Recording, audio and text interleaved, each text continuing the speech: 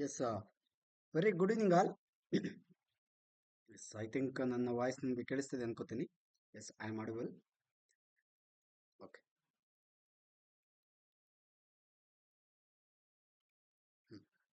ನಾವು ಆಲ್ರೆಡಿ ಪಂಚಾಯತ್ ರಾಜ್ ವ್ಯವಸ್ಥೆಯ ಒಂದು ಇತಿಹಾಸವನ್ನು ತಿಳಿತಾ ಬರ್ತಾ ಇದ್ವಿ ಅಲ್ವಾ? ಪಂಚಾಯತ್ ರಾಜ್ ವ್ಯವಸ್ಥೆಯ ಒಂದು ಅಂದ್ರೆ ಸ್ಥಳೀಯ ಸರ್ಕಾರದ ಒಂದು ಇತಿಹಾಸವನ್ನ ನಾವು ತಿಳ್ಕೊಳ್ತಾ ಬರ್ತಾ ಇದ್ವಿ. ಓಕೆನಾ? ಎಸ್, ತುಂಬಾ ಕ್ಲಿಯರ್ಫುಲ್ ಆಗಿ ಮತ್ತೆ ಡೀಟೇಲ್ ಆಗಿ ಹೋಗ್ತಾ ಇದ್ದೀವಿ. ಎಸ್, ನಿಮಗೆಲ್ಲ ಅರ್ಥ ಆಗ್ತಿದೆ ಅನ್ಕೋತೀನಿ. Yes, I am very happy about your comments. Yes, thank you. ಕೆಳಗಡೆ ಡಿಸ್ಕ್ರಿಪ್ಷನ್ ಇರೋದನ್ನ ಒಂದು ಟೆಲಿಗ್ರಾಮ್ಗೆ ಜಾಯ್ನ್ ಆಗಿ, KS ಗುರುಜಿ ಟೆಲಿಗ್ರಾಮ್ಗೆ. ಅದೇ ರೀತಿ ಬ್ಯಾಚ್ ಕೋರ್ಸ್ ಸ್ಟಾರ್ಟ್ ಆಗ್ತಾ ಇದೆ, ಅದಕ್ಕೂ ಕೂಡ ಜಾಯ್ನ್ ಆಗಿ. Yes, okay. ಅಲ್ಲಿ ಇನ್ನೂ ಡೀಟೇಲ್ ಆಗಿ ಬೇಕಾದ್ರೆ ಹೋಗೋಣ. ಓಕೆನಾ? ಎಸ್, ಇಲ್ಲಿ ಆದಷ್ಟು ನನ್ನ ಒಂದು ಸಾಮರ್ಥ್ಯ ಮೀರಿ ನಾನು ನಿಮಗೆ ಡೀಟೇಲ್ ಆಗಿ ಹೇಳಕ್ಕೆ ಟ್ರೈ ಮಾಡ್ತೇನೆ. ಇನ್ನೂ ಒಂದು ಹೆಚ್ಚಿನ ಇನ್ಫಾರ್ಮೇಶನ್ ಅಥವಾ ತುಂಬಾ ಡೀಟೇಲ್ ಆಗಿ ಹೋಗೋದಾದ್ರೆ ನಾವು ಬ್ಯಾಚ್ ಕೋರ್ಸ್ ಅಲ್ಲಿ ಸ್ಟಾರ್ಟ್ ಮಾಡೋಣ. ಓಕೆನಾ? ಎಸ್, ಇಲ್ಲಿ let's start the class. Yes, very good evening all once again. ಓಕೆನಾ? ನಾವು ಭಾರತದ ಒಂದು ಗ್ರಾಮ ಪಂಚಾಯತಿ ಇತಿಹಾಸವನ್ನ ನೋಡ್ತಾ ಇದ್ವಿ. ಆ, ಎಲ್ಲಿಂದ ನೋಡ್ತಾ ಇದ್ವಿ? ವೇದಗಳ ನಾಗರಿಕತೆಯಿಂದ ನೋಡ್ತಾ ಇದ್ವಿ ಅಲ್ವಾ? ವೇದಗಳ ನಾಗರಿಕತೆ ಅಂತ ನೋಡ್ತಾ ಇದ್ವಿ. ವೇದಗಳಲ್ಲಿ ಸಭಾ ಸಮಿತಿ ಅಂತ ಇತ್ತು, ಉತ್ತರ ವೇದ ಕಾಲ ಮತ್ತು ಪೂರ್ವ ವೇದ ಕಾಲ, ಅಲ್ಲಿಂದ ನೋಡ್ತಾ ಇದ್ವಿ. ಒಂದು ಸರಿ ಜಸ್ಟ್ ರಿಕ್ಯಾಪ್ ಮಾಡೋಣ ಏನೆಲ್ಲ ನಾವು ನೋಡಿದ್ವಿ ಅಂತೇಳಿ. ಬಿಕಾಸ್ ಇವತ್ತು ಭಾರತದ ಒಂದು ಗ್ರಾಮ ಪಂಚಾಯತಿ ಅಥವಾ ಸ್ಥಳೀಯ ಸರ್ಕಾರದ ಇತಿಹಾಸದ ಒಂದು ಅಧ್ಯಾಯ ಮುಗಿಯುತ್ತೆ. ಓಕೆನಾ? ಇನ್ನು ಮುಂದೆ ಇದಾದ ನಂತರ ನಾವು ಕಮಿಟಿಗಳನ್ನ ಸ್ಟಾರ್ಟ್ ಮಾಡಬೇಕಾಗಿದೆ. ಕಮಿಟಿಗಳು ಬಹಳ ಇಂಪಾರ್ಟೆಂಟ್. ಎಕ್ಸಾಮ್ ಅಲ್ಲಿ ಮೋಸ್ಟ್ ಆಫ್ ದಿ ಕ್ವಶನ್ಸ್ ಇಲ್ಲಿಂದ ಬರೋ ಸಾಧ್ಯತೆ ಇರ್ತವೆ. ಕಮಿಟಿಗಳು ಅಂತಂದ್ರೆ ಬರೀ ಒಂದು ಎಕ್ಸಾಮ್ ಅಲ್ಲ.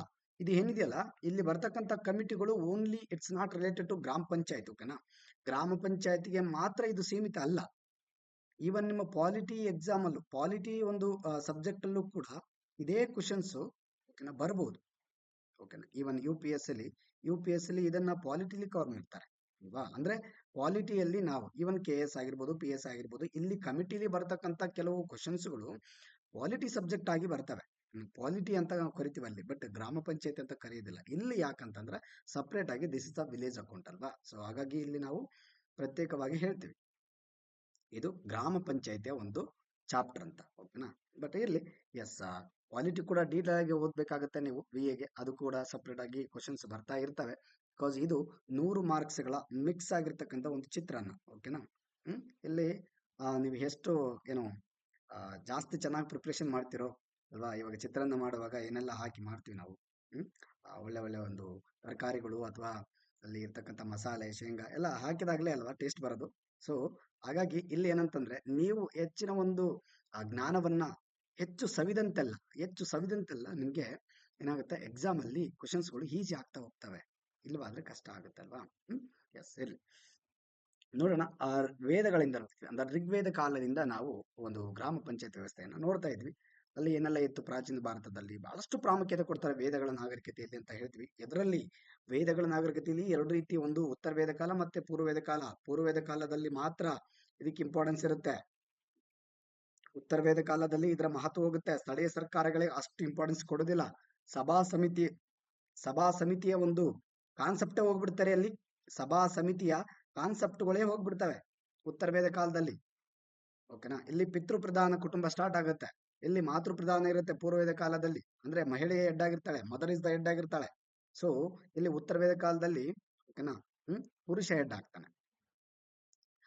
ಇವನ್ ಪೂರ್ವವೇದ ಕಾಲದಲ್ಲಿ ಎಕ್ಸಾಮ್ ಅಲ್ಲಿ ಕೇಳುವಾಗ ಇದು ಒಂದು ಮಾತೃ ಪ್ರಧಾನ ಅಥವಾ ಪಿತೃ ಪ್ರಧಾನ ಅಂತ ಕೇಳ್ತಾರೆ.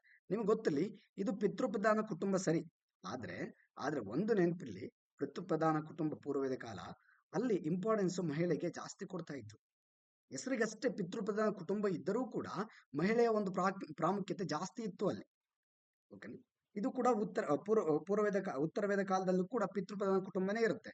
ಅಂದ್ರೆ ಇಲ್ಲಿ ಕಂಪ್ಲೀಟ್ ಆಗಿ ಪಿತೃ ಪ್ರಧಾನ ಕುಟುಂಬದ ಒಂದು ಆಡಳಿತ ನಡೆಯುತ್ತೆ. ಸಂಪೂರ್ಣ ಒಂದು ಅಧಿಕಾರ ಇಲ್ಲಿ ಪುರುಷನಿಗೆ ಸಿಗುತ್ತೆ. ಇಲ್ಲಿ ಹೆಸರಿಗಷ್ಟೇ ಪಿತೃ ಪ್ರಧಾನ ಇದ್ರೂ ಕೂಡ ಮಹಿಳೆ ಒಂದು ಮಟ್ಟಿಗೆ ಅಧಿಕಾರವನ್ನು ಚಲಾಯಿಸ್ತಾ ಇರ್ತಾಳೆ ಇಲ್ಲಿ. ಹಾಗಾಗಿ ಇಲ್ಲಿ ಏನಾಗುತ್ತೆ, ಸ್ವಲ್ಪ ಮಟ್ಟಿಗೆ ಮಹಿಳೆಗೂ ಕೂಡ ಸಭಾ ಸಮಿತಿಯಲ್ಲಿ, ಅಂದ್ರೆ ಸಮಿತಿಯಲ್ಲಿ ಅಧಿಕಾರ ಕೊಡ್ತಾರೆ. ಅಂದ್ರೆ ಸಮಿತಿಯಲ್ಲಿ ಅವಳಿಗೆ ಅವಕಾಶ ಕೊಡ್ತಾರೆ ಮಹಿಳೆಗೆ. ಸಭಾದಲ್ಲಿ ಇರೋದಿಲ್ಲ, ಸಭಾದಲ್ಲಿ ಹಿರಿಯರು ಮಾತ್ರ ಇರ್ತಾರೆ. ಇಂದಿನ ರಾಜ್ಯಸಭೆಗೆ ನೀವು ಕಂಪೇರ್ ಮಾಡಬಹುದು. ಬಟ್ ಇಂದಿನ ರಾಜ್ಯಸಭೆಯಲ್ಲಿ ಹಿರಿಯರ ಜೊತೆ ಮಹಿಳಾ ಹಿರಿಯರು ಕೂಡ ಇದ್ದಾರೆ ಅಲ್ವಾ? ಮಹಿಳೆಯರು ಕೂಡ ಇರ್ತಾರೆ. ಕಂಪ್ಲೀಟ್ ಆಗಿ ನಾನು ಹೇಳ್ತಾ ಇಲ್ಲ ಇದು ಏನು ಇವತ್ತಿನ ಒಂದು ಲೋಕಸಭೆ ರಾಜ್ಯಸಭೆ ಹೆಂಗಿದೆ 100% ಹಂಗೆ ಇತ್ತು ಸರ್. ಒಂದು ಹಂತಕ್ಕೆ ಕಂಪೇರ್ ಮಾಡಿದಾಗ ನಾವು ಸಿಮಿಲರ್ ಆಗಿ ಒಂದು ಫೀಚರ್ಸ್ಗಳನ್ನ ನೋಡ್ಬೋದು. ಅಲ್ಲಿನ ಲಕ್ಷಣಗಳು ಮತ್ತು ಇಲ್ಲಿನ ಲಕ್ಷಣಗಳಿಗೆ ಕಂಪೇರ್ ಮಾಡಿದಾಗ ಒಂದು ರೀತಿ ಸಿಮಿಲರ್ ಆಗಿ ಇದಾವೆ ಅಂತ. ಓಕೆನಾ? ಎಸ್, ಇರಲಿ. ನೋಡಿ, ಈ ಪಂಚಾಯತ್ ಅಂದ್ರೆ ಏನು ನೋಡಿದ್ವಿ, ಪಂಚಾಯತ್ ಅಂದ್ರೆ ಏನು, ಓಕೆನಾ? ರಾಜ್ ಎಂಬ ಅರ್ಥ ಏನು, ಆಡಳಿತ. ಪಂಚಾಯತ್ ಅಂದ್ರೆ ಐದು ಐದು ಐದು ಸಭೆ, ಓಕೆನಾ? 5 ಜನರುಗಳ ಸಭೆ ಅಂತ ಹೇಳಿದ್ವಿ. ಸಭೆ ಅಂದ್ರೆ ಆಯತ್ ಅಂತ ಕೂಡ ನೋಡಿದ್ವಿ ಅಲ್ವಾ? ಇದನ್ನ ನಾವು ಡಿವೈಡೇಷನ್ ಮಾಡಿ ಓದ್ತಾ ಇದ್ವಿ. ಅದರ ಋಗ್ವೇದ ಕಾಲದಲ್ಲಿ ಏನಿತ್ತು, ಸಭಾ ಸಮಿತಿ ಮತ್ತು ವಿಧಾತ ಇತ್ತು. ವಿಧಾತದ ಕೆಲಸ ಏನು ಅಂತ ಕೂಡ ನೋಡಿದ್ವಿ. ವಿಧಾತದ ಕೆಲಸ ಏನಿಲ್ಲ, ಅಲ್ಲಿ ಸಾಮಾಜಿಕ ಮತ್ತು ವೈವಾಹಿಕ ಒಂದು ಸಂಬಂಧಗಳನ್ನ, ಅವುಗಳ ಒಂದು ಸಮಸ್ಯೆಗಳನ್ನ ಬಗೆಹರಿಸುವಂತ ಕೆಲಸ ಮಾಡ್ತಾ ಇದ್ರು. ಅಂದ್ರೆ ಆ ತಳಮಟ್ಟದಲ್ಲಿ ಆಗ್ತಕ್ಕಂಥ ಪ್ರಾಬ್ಲಮ್ಗಳನ್ನ ಈ ವಿಧಾತದವರು ಬಗೆಹರಿಸ್ತಾ ಇದ್ರು, ಸಮಸ್ಯೆಗಳನ್ನ. ಅದನ್ನ ನೋಡಿದ್ವಿ. ಅದೇ ರೀತಿ ಸಭಾದ ಕೆಲಸ ನೋಡಿದ್ವಿ, ಸಮಿತಿಯ ಕೆಲಸ ನೋಡಿದ್ವಿ, ವಿಧಾತದ ಕೆಲಸ ನೋಡಿದ್ವಿ. ಅದೇ ರೀತಿ ಗಣ. ಈ 4 ರೀತಿಯ ಒಂದು ಟ್ರೈಬಲ್ ಅಸೆಂಬ್ಲಿಗಳು ವೇದಗಳ ನಾಗರಿಕತೆಯಲ್ಲಿ ಇದ್ದವು ಅನ್ನೋದು ನಮಗೆ ಸ್ಪಷ್ಟವಾಗಿ ಗೊತ್ತಾಗಿದೆ ಇಷ್ಟು ದಿನದಲ್ಲಿ ಅಲ್ವಿ? ಎಸ್, ನೋಡಿ, ಋಗ್ವೇದ ಹಲವಾರು ಬುಡಕಟ್ಟು ಸಭೆಗಳನ್ನು ಉಲ್ಲೇಖಿಸಲಾಗಿದೆ. ಈ 4 ರೀತಿಯ ಒಂದು ಡಿವೈಡೇಷನ್ ನೀವು ನೋಡ್ಬೇಕಾಗತ್ತೆ. ಓಕೆನಾ? ಎಸ್, ಇದು ನಿಮ್ಗೆ ನಾನು ಹೇಳ್ತೇನೆ, ಮತ್ತೆ ಮತ್ತೆ ಹೇಳ್ತಾ ಇದ್ದೀನಿ. ಬರೀ ಗ್ರಾಮ ಪಂಚಾಯತಿ ವಿಲೇಜ್ ಅಕೌಂಟಿಗೆ ಮಾತ್ರ ಸೀಮಿತ ಆಗೋದಿಲ್ಲ ಇದು. ನಿಮ್ಗೆ KS ಎಕ್ಸಾಮ್ ಅಲ್ಲಿ ಈಗ ಬರ್ತಾ ಇದೆ, ಕನ್ಫರ್ಮ್ ಆಗಿದೆ ಆಲ್ರೆಡಿ. KS ಎಕ್ಸಾಮ್ ಅಲ್ಲಿ ಮೇನ್ ಆಗಿ ಕೇಳ್ತಾರೆ. ಓಕೆನಾ? ಗ್ರಾಮ ಪಂಚಾಯತಿ ಇತಿಹಾಸವನ್ನು ಕೇಳಬಹುದು ಅಲ್ಲಿ. ಓಕೆನಾ? ನಮ್ಮ ಭಾರತದ ಇತಿಹಾಸವನ್ನು ಕೇಳಬಹುದು. ಅದೇ ರೀತಿ ಮುಂದೆ ಬರ್ತಕ್ಕಂಥ ಕಮಿಟಿಗಳು ಕೇಳಬಹುದು. ನಿಮ್ಗೆ ಗೊತ್ತಿರ್ಬೋದು, ಬಲವಂತರಾಯ ಮೆಹ್ತಾ ಸಮಿತಿ ಆಗಿರ್ಬೋದು ಅಲ್ವಾ, GVK ಕಮಿಟಿ ಆಗಿರ್ಬೋದು ಅಲ್ವಾ, ಸಂತಾನಂ ಕಮಿಟಿ ಆಗಿರ್ಬೋದು, ಗಾಡ್ಗಿಲ್ ಕಮಿಟಿ ಆಗಿರ್ಬೋದು. ಎಲ್ಲವೂ ಕೂಡ ಪ್ರತಿಯೊಂದು ಎಕ್ಸಾಮ್ ಅಲ್ಲಿ ಸಿಮಿಲರ್ ಆಗಿರ್ತಕ್ಕಂಥ ಒಂದು ಸಬ್ಜೆಕ್ಟ್ ಅವೆಲ್ಲ. ಕಮಿಟಿ ಅಂದ್ರೆ ಇದು ಓನ್ಲಿ ನಮ್ಗೆ ಯಾವುದು ಗ್ರಾಮ ಪಂಚಾಯತ್ಗೆ ಅಷ್ಟೇ ಸಂಬಂಧಪಡುತ್ತೆ. ನಾನು ವಿಲೇಜ್ ಅಕೌಂಟು ಮತ್ತೆ PDO ಎಕ್ಸಾಮ್ ಇದ್ದಾಗ ಅಷ್ಟೇ ಓದ್ತೀನಿ, ಅದೆಲ್ಲ ಬಿಟ್ಬಿಡ್ತೀನಿ, ನಾನು ಬೇರೆ ಎಕ್ಸಾಮ್ಗೆ ಓದಲ್ಲ ಅಂತಂದ್ರೆ ಮತ್ತೆ ನೀವು ಮಾರ್ಕ್ಸ್ ಲೂಸ್ ಮಾಡ್ಕೊಳ್ಳೋ ಸಾಧ್ಯತೆ ಜಾಸ್ತಿ ಇರುತ್ತೆ. ಯಾಕಂದ್ರೆ ಇಲ್ಲಿ ನಮ್ಮ ಭಾರತದ ಸಂವಿಧಾನದಲ್ಲಿ ಬರತಕ್ಕಂಥ ಪ್ರತಿಯೊಂದು ವಿಚಾರವನ್ನು ಓದ್ಬೇಕಾಗತ್ತೆ.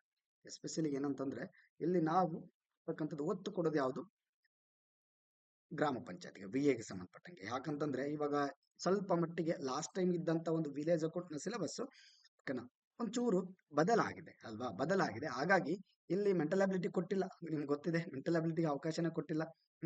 ಓಕೆನಾ? ಇಲ್ಲಿ ಇನ್ನೊಂದು ಏನಂತಂದ್ರೆ ನಿಮ್ಗೆ ಇವಾಗ ಬಹಳಷ್ಟು ಜನ ಸೈನ್ಸ್ ವಿದ್ಯಾರ್ಥಿಗಳಾಗಿರ್ಬೋದು ಅಥವಾ ಕಾಮರ್ಸ್ ವಿದ್ಯಾರ್ಥಿಗಳಾಗಿರ್ಬೋದು, ಅವ್ರೇನು ಅನ್ಕೋತಾರೆ, ಮೆಂಟಲ್ ಅಬಿಲಿಟಿ ಕೊಡಬೇಕಿತ್ತು, ಮಾಡ್ತಿದ್ವಿ ನಾವು ಅನ್ನೋ ತರ ಅವ್ರ ಮೈಂಡ್ ಸೆಟ್. ಬಟ್ ಆರ್ಟ್ಸ್ ಸ್ಟೂಡೆಂಟ್ಸ್ಗೆ ಇದೊಂದು ಪ್ಲಸ್ ಪಾಯಿಂಟ್. ಓಕೆನಾ? ಆರ್ಟ್ಸ್ ಸ್ಟೂಡೆಂಟ್ಗೆ ಇದೊಂದು ಪ್ಲಸ್ ಪಾಯಿಂಟ್. ಸೊ ನೀವು ಎಸ್, ಎಲ್ಲರಿಗೂ ಕೂಡ ಅಷ್ಟೇ ರೀ, ಒಂದಂತ ಹೇಳ್ತೀನಿ, ನೀವು ಯಾವುದೇ ಬ್ಯಾಕ್ಗ್ರೌಂಡ್ ಆಗಿರಲಿ, ಇಲ್ಲಿ ಎಲ್ಲರೂ ಕೂಡ ಈಕ್ವಲ್. ಕಾಂಪಿಟೇಟಿವ್ ಬಂದ್ಮೇಲೆ ನೀನು arts, science, commerce, engineering, MBBS, even MBBS ಅವರು ಕೂಡ UPSC ಒಂದು ಕಾಂಪಿಟೇಟಿವ್ ಸ್ಟಡೀಸ್ ಅಲ್ಲಿ ಬಂದಾಗ ಅವರು ಕೂಡ ಈ BSc, ಓಕೆನಾ, ಇಂಜಿನಿಯರಿಂಗು, BA ಅವ್ರ ಲೆವೆಲ್ಗೆ ಬಂದ್ಬಿಡ್ತಾರೆ. ಅವರು ಕೂಡ ಕಾಂಪಿಟೇಟಿವ್ ಅಂತ ಬಂದಾಗ, ಓಕೆನಾ, ಅವ್ರೇನು ಈ ಓದಕ್ ಬಂದ ಕೂಡಲೇ MBBS ಅವರು, ಓಕೆನಾ, UPSC ಕ್ಲಿಯರ್ ಮಾಡಿಬಿಡಲ್ಲ ಒಂದೇ ಸಲಕ್ಕೆ, ಅವ್ರಿಗೂ ಕೂಡ ಸ್ಟ್ರಗಲ್ ಆಗ್ತಿರುತ್ತೆ. ಹಾಗಾಗಿ ಇಲ್ಲಿ ಏನಂತಂದ್ರೆ ಓದೋ ವಿಧಾನದ ಮೇಲೆ ನಿಮ್ಮ ಗಮನ ಇರಲಿ. ಎಲ್ಲಾ ರೀತಿ ಓದ್ಕೊಡಿ. ಒಂದು ಬಾರ್ಡರ್ ಹಾಕೊಂಡು ಇಷ್ಟೇ ಬರುತ್ತೆ ಅಂತ ನೀವು ಯಾವತ್ತೂ ಕೂಡ ಊಹೆ ಮಾಡಬೇಡಿ. ಓಕೆನಾ? ಯಾಕಂದ್ರೆ ನೀವು ಸಾಕಷ್ಟು ವರ್ಷಗಳ ಕಾಲ ಓದ್ತಾ ಇರ್ತೀರ. ಓಕೆನಾ? ಇವಾಗ 3 ತಿಂಗಳು 6 ತಿಂಗಳಿಗೊಮ್ಮೆ ಜಾಬ್ ವೇಕೆನ್ಸಿ ಕರೆಯೋದೇ ಇಲ್ಲ, ನಿಮ್ದು ಜಾಬ್ ಆಗೋದು ಇಲ್ಲ ಅಲ್ವಾ? ಸೊ ಆ ತರ ಇರುತ್ತೆ.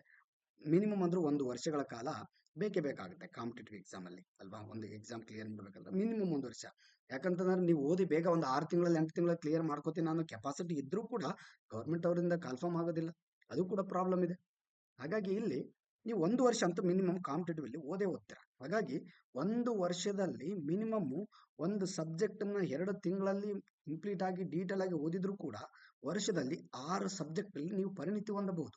ನೀವು ಏನಾದ್ರೂ 6 ಸಬ್ಜೆಕ್ಟ್ ಅಲ್ಲಿ ಉತ್ತಮವಾದ ಒಂದು ಪ್ರದರ್ಶನ ತೋರಿಸಿ, ಅದರಲ್ಲಿ ಪರ್ಫೆಕ್ಟ್ ಆಗಿದ್ದೆ ನಿಜ, ಆದ್ರೆ ಕಾಂಪಿಟೇಟಿವ್ ಅಲ್ಲಿ ನಿಮ್ಮನ್ನ ಸೋಲಿಸೋರ್ಗೆ ಯಾರು ಇರುತ್ತಲ್ಲ. ಇದೊಂದು ಮೇನ್ ಆಗಿ ಒಂದು 6 ಸಬ್ಜೆಕ್ಟ್ ಅಷ್ಟೇ ಮುಖ್ಯವಾಗಿ. ಓಕೆನಾ? ಬೇರೆ ಸಣ್ಣ ಪುಟ್ಟ ಬರ್ತಾವ ಬಿಡಿ, ಕಮ್ಯುನಿಕೇಶನ್ ಕೋರ್ಸ್ ಅಂತೇಳಿ, ಕಮ್ಯುನಿಕೇಶನ್ ಒಂದು ಸಬ್ಜೆಕ್ಟ್ ಅಂತೇಳಿ, ಅದೆಲ್ಲ ಬೇರೆ. ಓಕೆನಾ?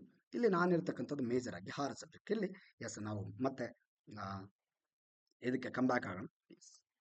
ಇನ್ನು ಕ್ಲಾಸಲ್ಲಿ ಮತ್ತೆ ಕೆಲವು ಸಲಹೆಗಳನ್ನ ಕೊಡ್ತಾ ಹೋಗ್ತೀನಿ, ಡೋಂಟ್ ವರಿ. ಎಸ್, ನೋಡಿ, ಇದೆಲ್ಲ ನೋಡಿದ್ವಿ. Administration of Rigvedic society consist of ಎಷ್ಟು ಪುರೋಹಿತರಿದ್ರು, ಸೇನಾನಿ ಇದ್ರು, ಪ್ರಜಾಪತಿ ಇದ್ರು, ಗ್ರಾಮಿಣಿ ಇದ್ರು ಅಲ್ವಾ? ನೋಡಿ, ಸಭಾದ ಬಗ್ಗೆ ಡೀಟೇಲ್ ಆಗಿ ನೋಡಿದ್ವಿ ಅಲ್ವಾ? ಹಿರಿಯರ ಒಂದು ಏನು ಸಭೆ ಇದು ಸಭಾಪತಿ ಅಂತ ಕರಿತಾ ಇದ್ರು, ಇವತ್ತು ಕೂಡ ಇದೇ ತರನೇ ಇದೆ ನೋಡಿ, ಎಲ್ಲ ಹಿರಿಯ ಮುಖಗಳು. ಓಕೆನಾ.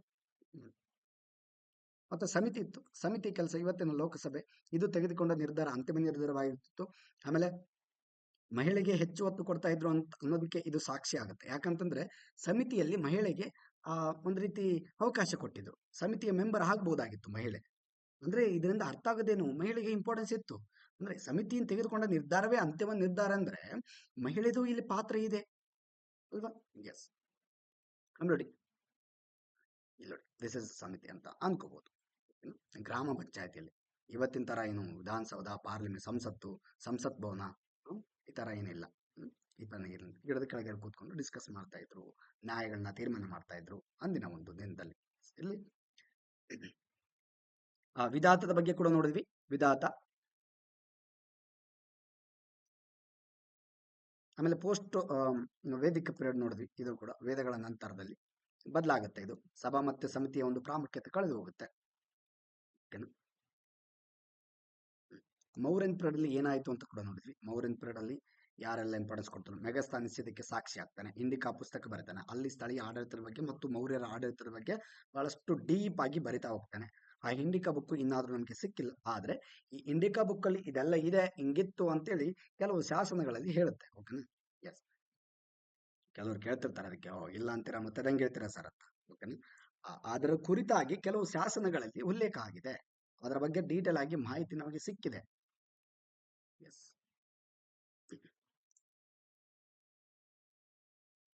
ಎಸ್, ಮೌರ್ಯನ್ ವಿಲೇಜ್ ಆಫೀಸರ್ಸ್ ನೋಡಿದ್ವಿ, ಗ್ರಾಮಿಕ ಅಂತ ಕರಿತಾ ಇದ್ರು. ಇನ್ನೊಂದೇನಂತಂದ್ರೆ ಚೋಳರು ಕೊಟ್ಟಂತ ಒಂದು ಇಂಪಾರ್ಟೆನ್ಸ್ ನಮ್ಮ ಪ್ರಾಚೀನ ಇತಿಹಾಸದಲ್ಲಿ ಯಾರು ಕೂಡ ಕೊಡಕ್ಕೆ ಸಾಧ್ಯ ಇಲ್ಲ, ಕೊಟ್ಟೇ ಇಲ್ಲ. ಓಕೆನಾ. ಇವರು ತಕ್ಕ ಮಟ್ಟಿಗೆ ಕೊಡ್ತಾರೆ ಅಷ್ಟೇ. ಅಶೋಕ ಕೂಡ ಎಲ್ಲರಿಗೂ ಕೂಡ ಅಧಿಕಾರ ಕೊಡ್ಲಿಕ್ಕೆ ಟ್ರೈ ಮಾಡ್ತಾನೆ ಆತ. ಯಾಕಂತಂದ್ರೆ ಆತ ಬೌದ್ಧ ಧರ್ಮಕ್ಕೆ ಕನ್ವರ್ಟ್ ಆದಾಗ ಆತನಿಗೆ ಅಧಿಕಾರದ ಮೇಲೆ ಆಸೆ ಹೋಗ್ಬಿಟ್ಟಿರುತ್ತೆ. ಇವನ್ನು ಯಾಕೆ ಮೌರ್ಯನ್ ಎಂಪೈರ್ ಡಿಕ್ಲೈನ್ ಆಯ್ತು ಅನ್ನೋದಕ್ಕೂ ಕೂಡ ಸ್ವತಃ ಅಶೋಕನೇ ಕಾರಣ ಆಗ್ತಾನೆ. ಒಂದು ರೀಸನ್, ಯಾಕಂದ್ರೆ ಅಶೋಕ ತನ್ನ ಇಂಟ್ರೆಸ್ಟ್ ಅನ್ನ ಕಳ್ಕೊತಾ ಬರ್ತಾನೆ ಯಾವಾಗ ಬೌದ್ಧ ಧರ್ಮ ಸ್ವೀಕಾರ ಮಾಡಿದಾಗ. ಓಕೆನಾ. ಹಾಗಾಗಿ ಅದು ಕೂಡ ಒಂದು ರೀಸನ್, ಮತ್ತೆ ಅದು ಒಂದೇ ಅಲ್ಲ.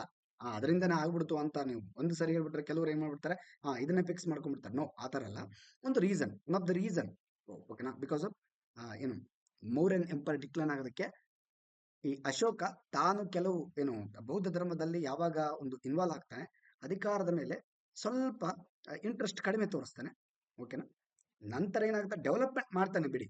ಆ ಟೈಮಲ್ಲಿ ಅಶೋಕನ ಕಾಲದಲ್ಲಿ ಆತ ಇರೋವರೆಗೂ ಕೂಡ, ಆತನ ಜೀವನದುದ್ದಕ್ಕೂ ಕೂಡ ಆತನ ಎದುರಕೊಂಡು ಬೇರೆ ಸಾಮ್ರಾಜ್ಯಗಳು ಮೌರ್ಯ ಸಾಮ್ರಾಜ್ಯದ ಮೇಲೆ ಆಕ್ರಮಣ ಮಾಡಕ್ಕೆ ಟ್ರೈ ಮಾಡೋದ್ರಲ್ಲಿ ಬಹಳಷ್ಟು ಸರಿ ಅಶೋಕನಿಗೆ ಎದುರ್ಕೋತಾರೆ. ಆದ್ರೆ ಇದೇನು ಅಶೋಕ ಇಂಟ್ರೆಸ್ಟ್ ತೋರಿಸದೆ ಜನರಿಗೆ ರೀಚ್ ಆಗಕ್ಕೆ ಟ್ರೈ ಮಾಡ್ತಾನೆ ಆತ.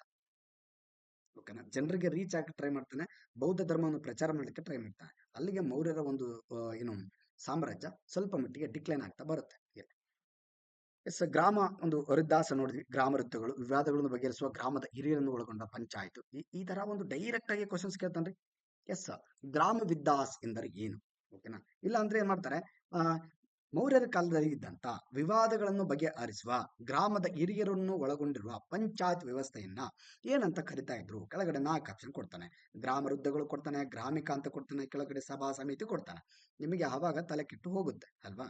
ಸೊ ಹಂಗಾಗಿ ಏನಂತಂದ್ರೆ ಪದೇ ಪದೇ ರಿವಿಷನ್ ಮಾಡ್ತಾ ಹೋಗಿ. ಎಸ್,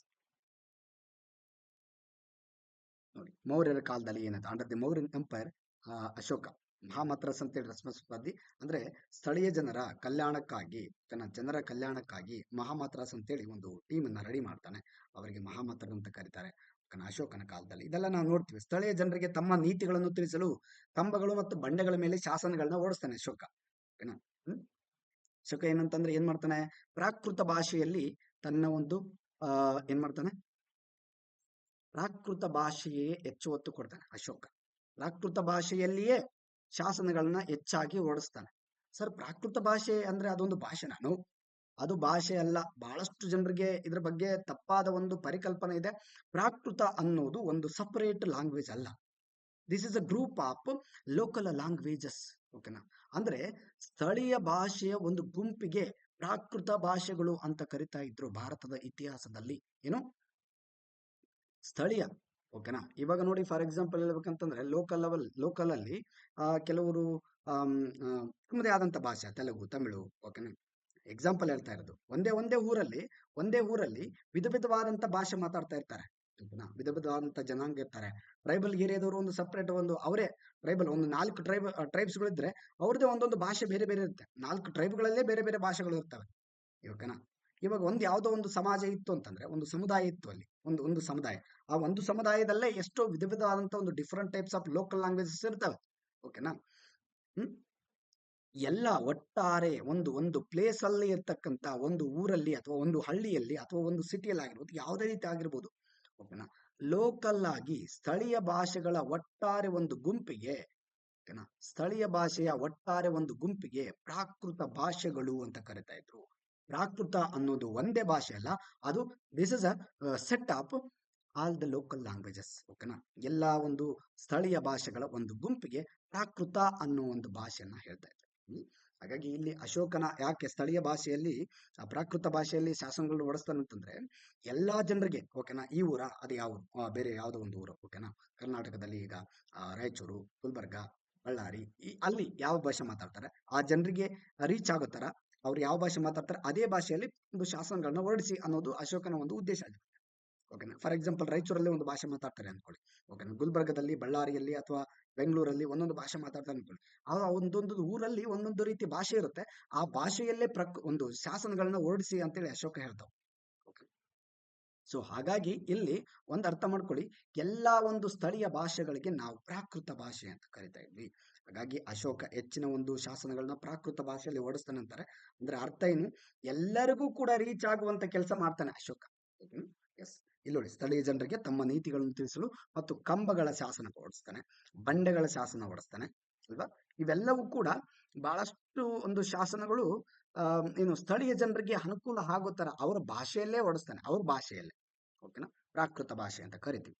ಎಸ್ ನೋಡಿ, ಡೆಲ್ಲಿ ಮತ್ತು ಮುಘಲ್ ಪೀರಿಯಡ್ ಅಲ್ಲಿ ಏನಾಯ್ತು, ಡೆಲ್ಲಿ ಮತ್ತು ಮುಘಲ್ ಪೀರಿಯಡ್ ಅಲ್ಲಿ ಯಾವುದೇ ರೀತಿ ಒಂದು ಲೋಕಲ್ ಲ್ಯಾಂಗ್ವೇಜಸ್, ಲೋಕಲ್ ಒಂದು ಗೌರ್ಮೆಂಟ್ಗೆ ಸಂಬಂಧಪಟ್ಟಂಗೆ ಹೆಚ್ಚಿನ ಅಧಿಕಾರ ಇರೋದಿಲ್ಲ. ಇವ್ರು ಯಾಕೆ ಅಧಿಕಾರ ಕೊಡೋದಿಲ್ಲ ಅಂತಂದ್ರೆ, ಬಿಕಾಸ್ ಇವರು ಒಂದು ಆಡಳಿತವನ್ನ ಕೇಂದ್ರೀಕರಣ ಮಾಡ್ಕೊಂಡು ಆಳ್ತಾ ಇರ್ತಾರೆ. ತಮ್ಮ ಹತ್ರನೇ ಇರ್ತಾರೆ, ನನಗೆ ಯಾರಿಗೂ ಬೇಡ ಅಧಿಕಾರ, ನಾನು ಒಬ್ಬನೇ ಬದುಕಬೇಕು ಭೂಮಿ ಮೇಲೆ, ನಾನು ಒಬ್ಬನೇ ಐಷಾರಾಮಿ ಜೀವನ ಮಾಡಬೇಕು, ನನ್ನ ಹತ್ರ ಅಷ್ಟೇ ಚಿನ್ನ, ಓಕೆನಾ, ಬಂಗಾರ, ಆಮೇಲೆ ವಜ್ರ ಇವೆಲ್ಲ ಇರಬೇಕು, ಬೇರೆ ಯಾರ ಹತ್ರನೂ ಇರಬಾರ್ದು. ಭೂಮಿಯ ಎಲ್ಲ ಇಡೀ ಭಾರತ ನನ್ನ ಹೆಸರಲ್ಲೇ ಬರ್ಕೊಡ್ಬೇಕು ಅನ್ನೋದು ದೆಹಲಿ ಮತ್ತು ಮುಘಲರ ಕಾಲದಲ್ಲಿ ಇದ್ದಂತ ಒಂದು ವ್ಯವಸ್ಥೆ. ಅಲ್ಲಿನ ಒಂದು ಸುಲ್ತಾನರು ಹಂಗೆ ಇದ್ರು, ಅವ್ರ ಮೆಂಟಾಲಿಟಿನೇ ಹಂಗೆ ಇತ್ತು. ಏನ್ ಮಾಡಕ್ ಆಗೋದಿಲ್ಲ. ಕೆಲವು ರಾಜರು ಏನು ಎಷ್ಟು ಒಳ್ಳೆತನ ತೋರಿಸ್ಕೊಳಕ್ ಹೋದ್ರು ಕೂಡ ನಮ್ಮ ಒಂದು ಸಮಾಜದ ಮೇಲೆ, ಭಾರತದ ಒಂದು ಇತಿಹಾಸದ ಮೇಲೆ ಮುಘಲ್ ಪೀರಿಯಡ್ ಮತ್ತೆ ದೆಹಲಿ ಸುಲ್ತಾನರ ಪೀರಿಯಡ್ ಅಂತಂದ್ರೆ ಒಂದು ರೀತಿ ಮೂಗು ಮುರಿಯುವಂತ ಕೆಲಸ ಆಗುತ್ತೆ. ಯಾಕೆಂದ್ರೆ ಅವರು ಇಸ್ಲಾಮಿಕ್ ಧರ್ಮದವರು, ಓಕೆನಾ, ನಮ್ಮ ದೇಶವನ್ನ ಬಹಳ ಕ್ರೂರವಾಗಿ ಆಡಳಿತ ಮಾಡಿದ್ರು ಅಂತ ಹೇಳ್ತಾರೆ. ಬಟ್ ಇವತ್ತು ಏನಾಗಿದೆ, ಪರಿಸ್ಥಿತಿ ಬೇರೆ. ಇವತ್ತು ನಮಗೆ ಸಂವಿಧಾನ ಇದೆ, ಇಲ್ಲಿ ಯಾವುದೇ ಜಾತಿ ಧರ್ಮ ಇಲ್ಲ ರೀ. ಬಟ್ ನಾವು ಅದನ್ನ ಒತ್ತಿ ಒತ್ತಿ ಹೇಳ್ತಿದ್ವಿ, ನಂದು ಆ ಧರ್ಮ ಈ ಧರ್ಮ. ನೋ, ಸಂವಿಧಾನ ಹೇಳೋದು ಒಂದೇ ಧರ್ಮ, ಮಾನವ ಧರ್ಮ. ಸಂವಿಧಾನ ಈಸ್ ದ ಓನ್ಲಿ ಗ್ರೇಟೆಸ್ಟ್ ಅಂತ ಹೇಳ್ಬೋದು. ಇಲ್ಲಿ ಯಾರು ಯಾವ ಧರ್ಮದವರು ಗ್ರೇಟ್ ಅಲ್ಲ, ಹಿಂದೂ ಗ್ರೇಟ್ ಅಲ್ಲ ಅಥವಾ ಕ್ರಿಶ್ಚಿಯನ್ ಗ್ರೇಟ್ ಅಲ್ಲ ಅಥವಾ ಮುಸ್ಲಿಂ, ಹಿಂದೂ, ಬೌದ್ಧ, ಜೈನ. ನೋ, ಅವರವರ ಧರ್ಮಕ್ಕೆ ಅವರೇ ಶ್ರೇಷ್ಠರು.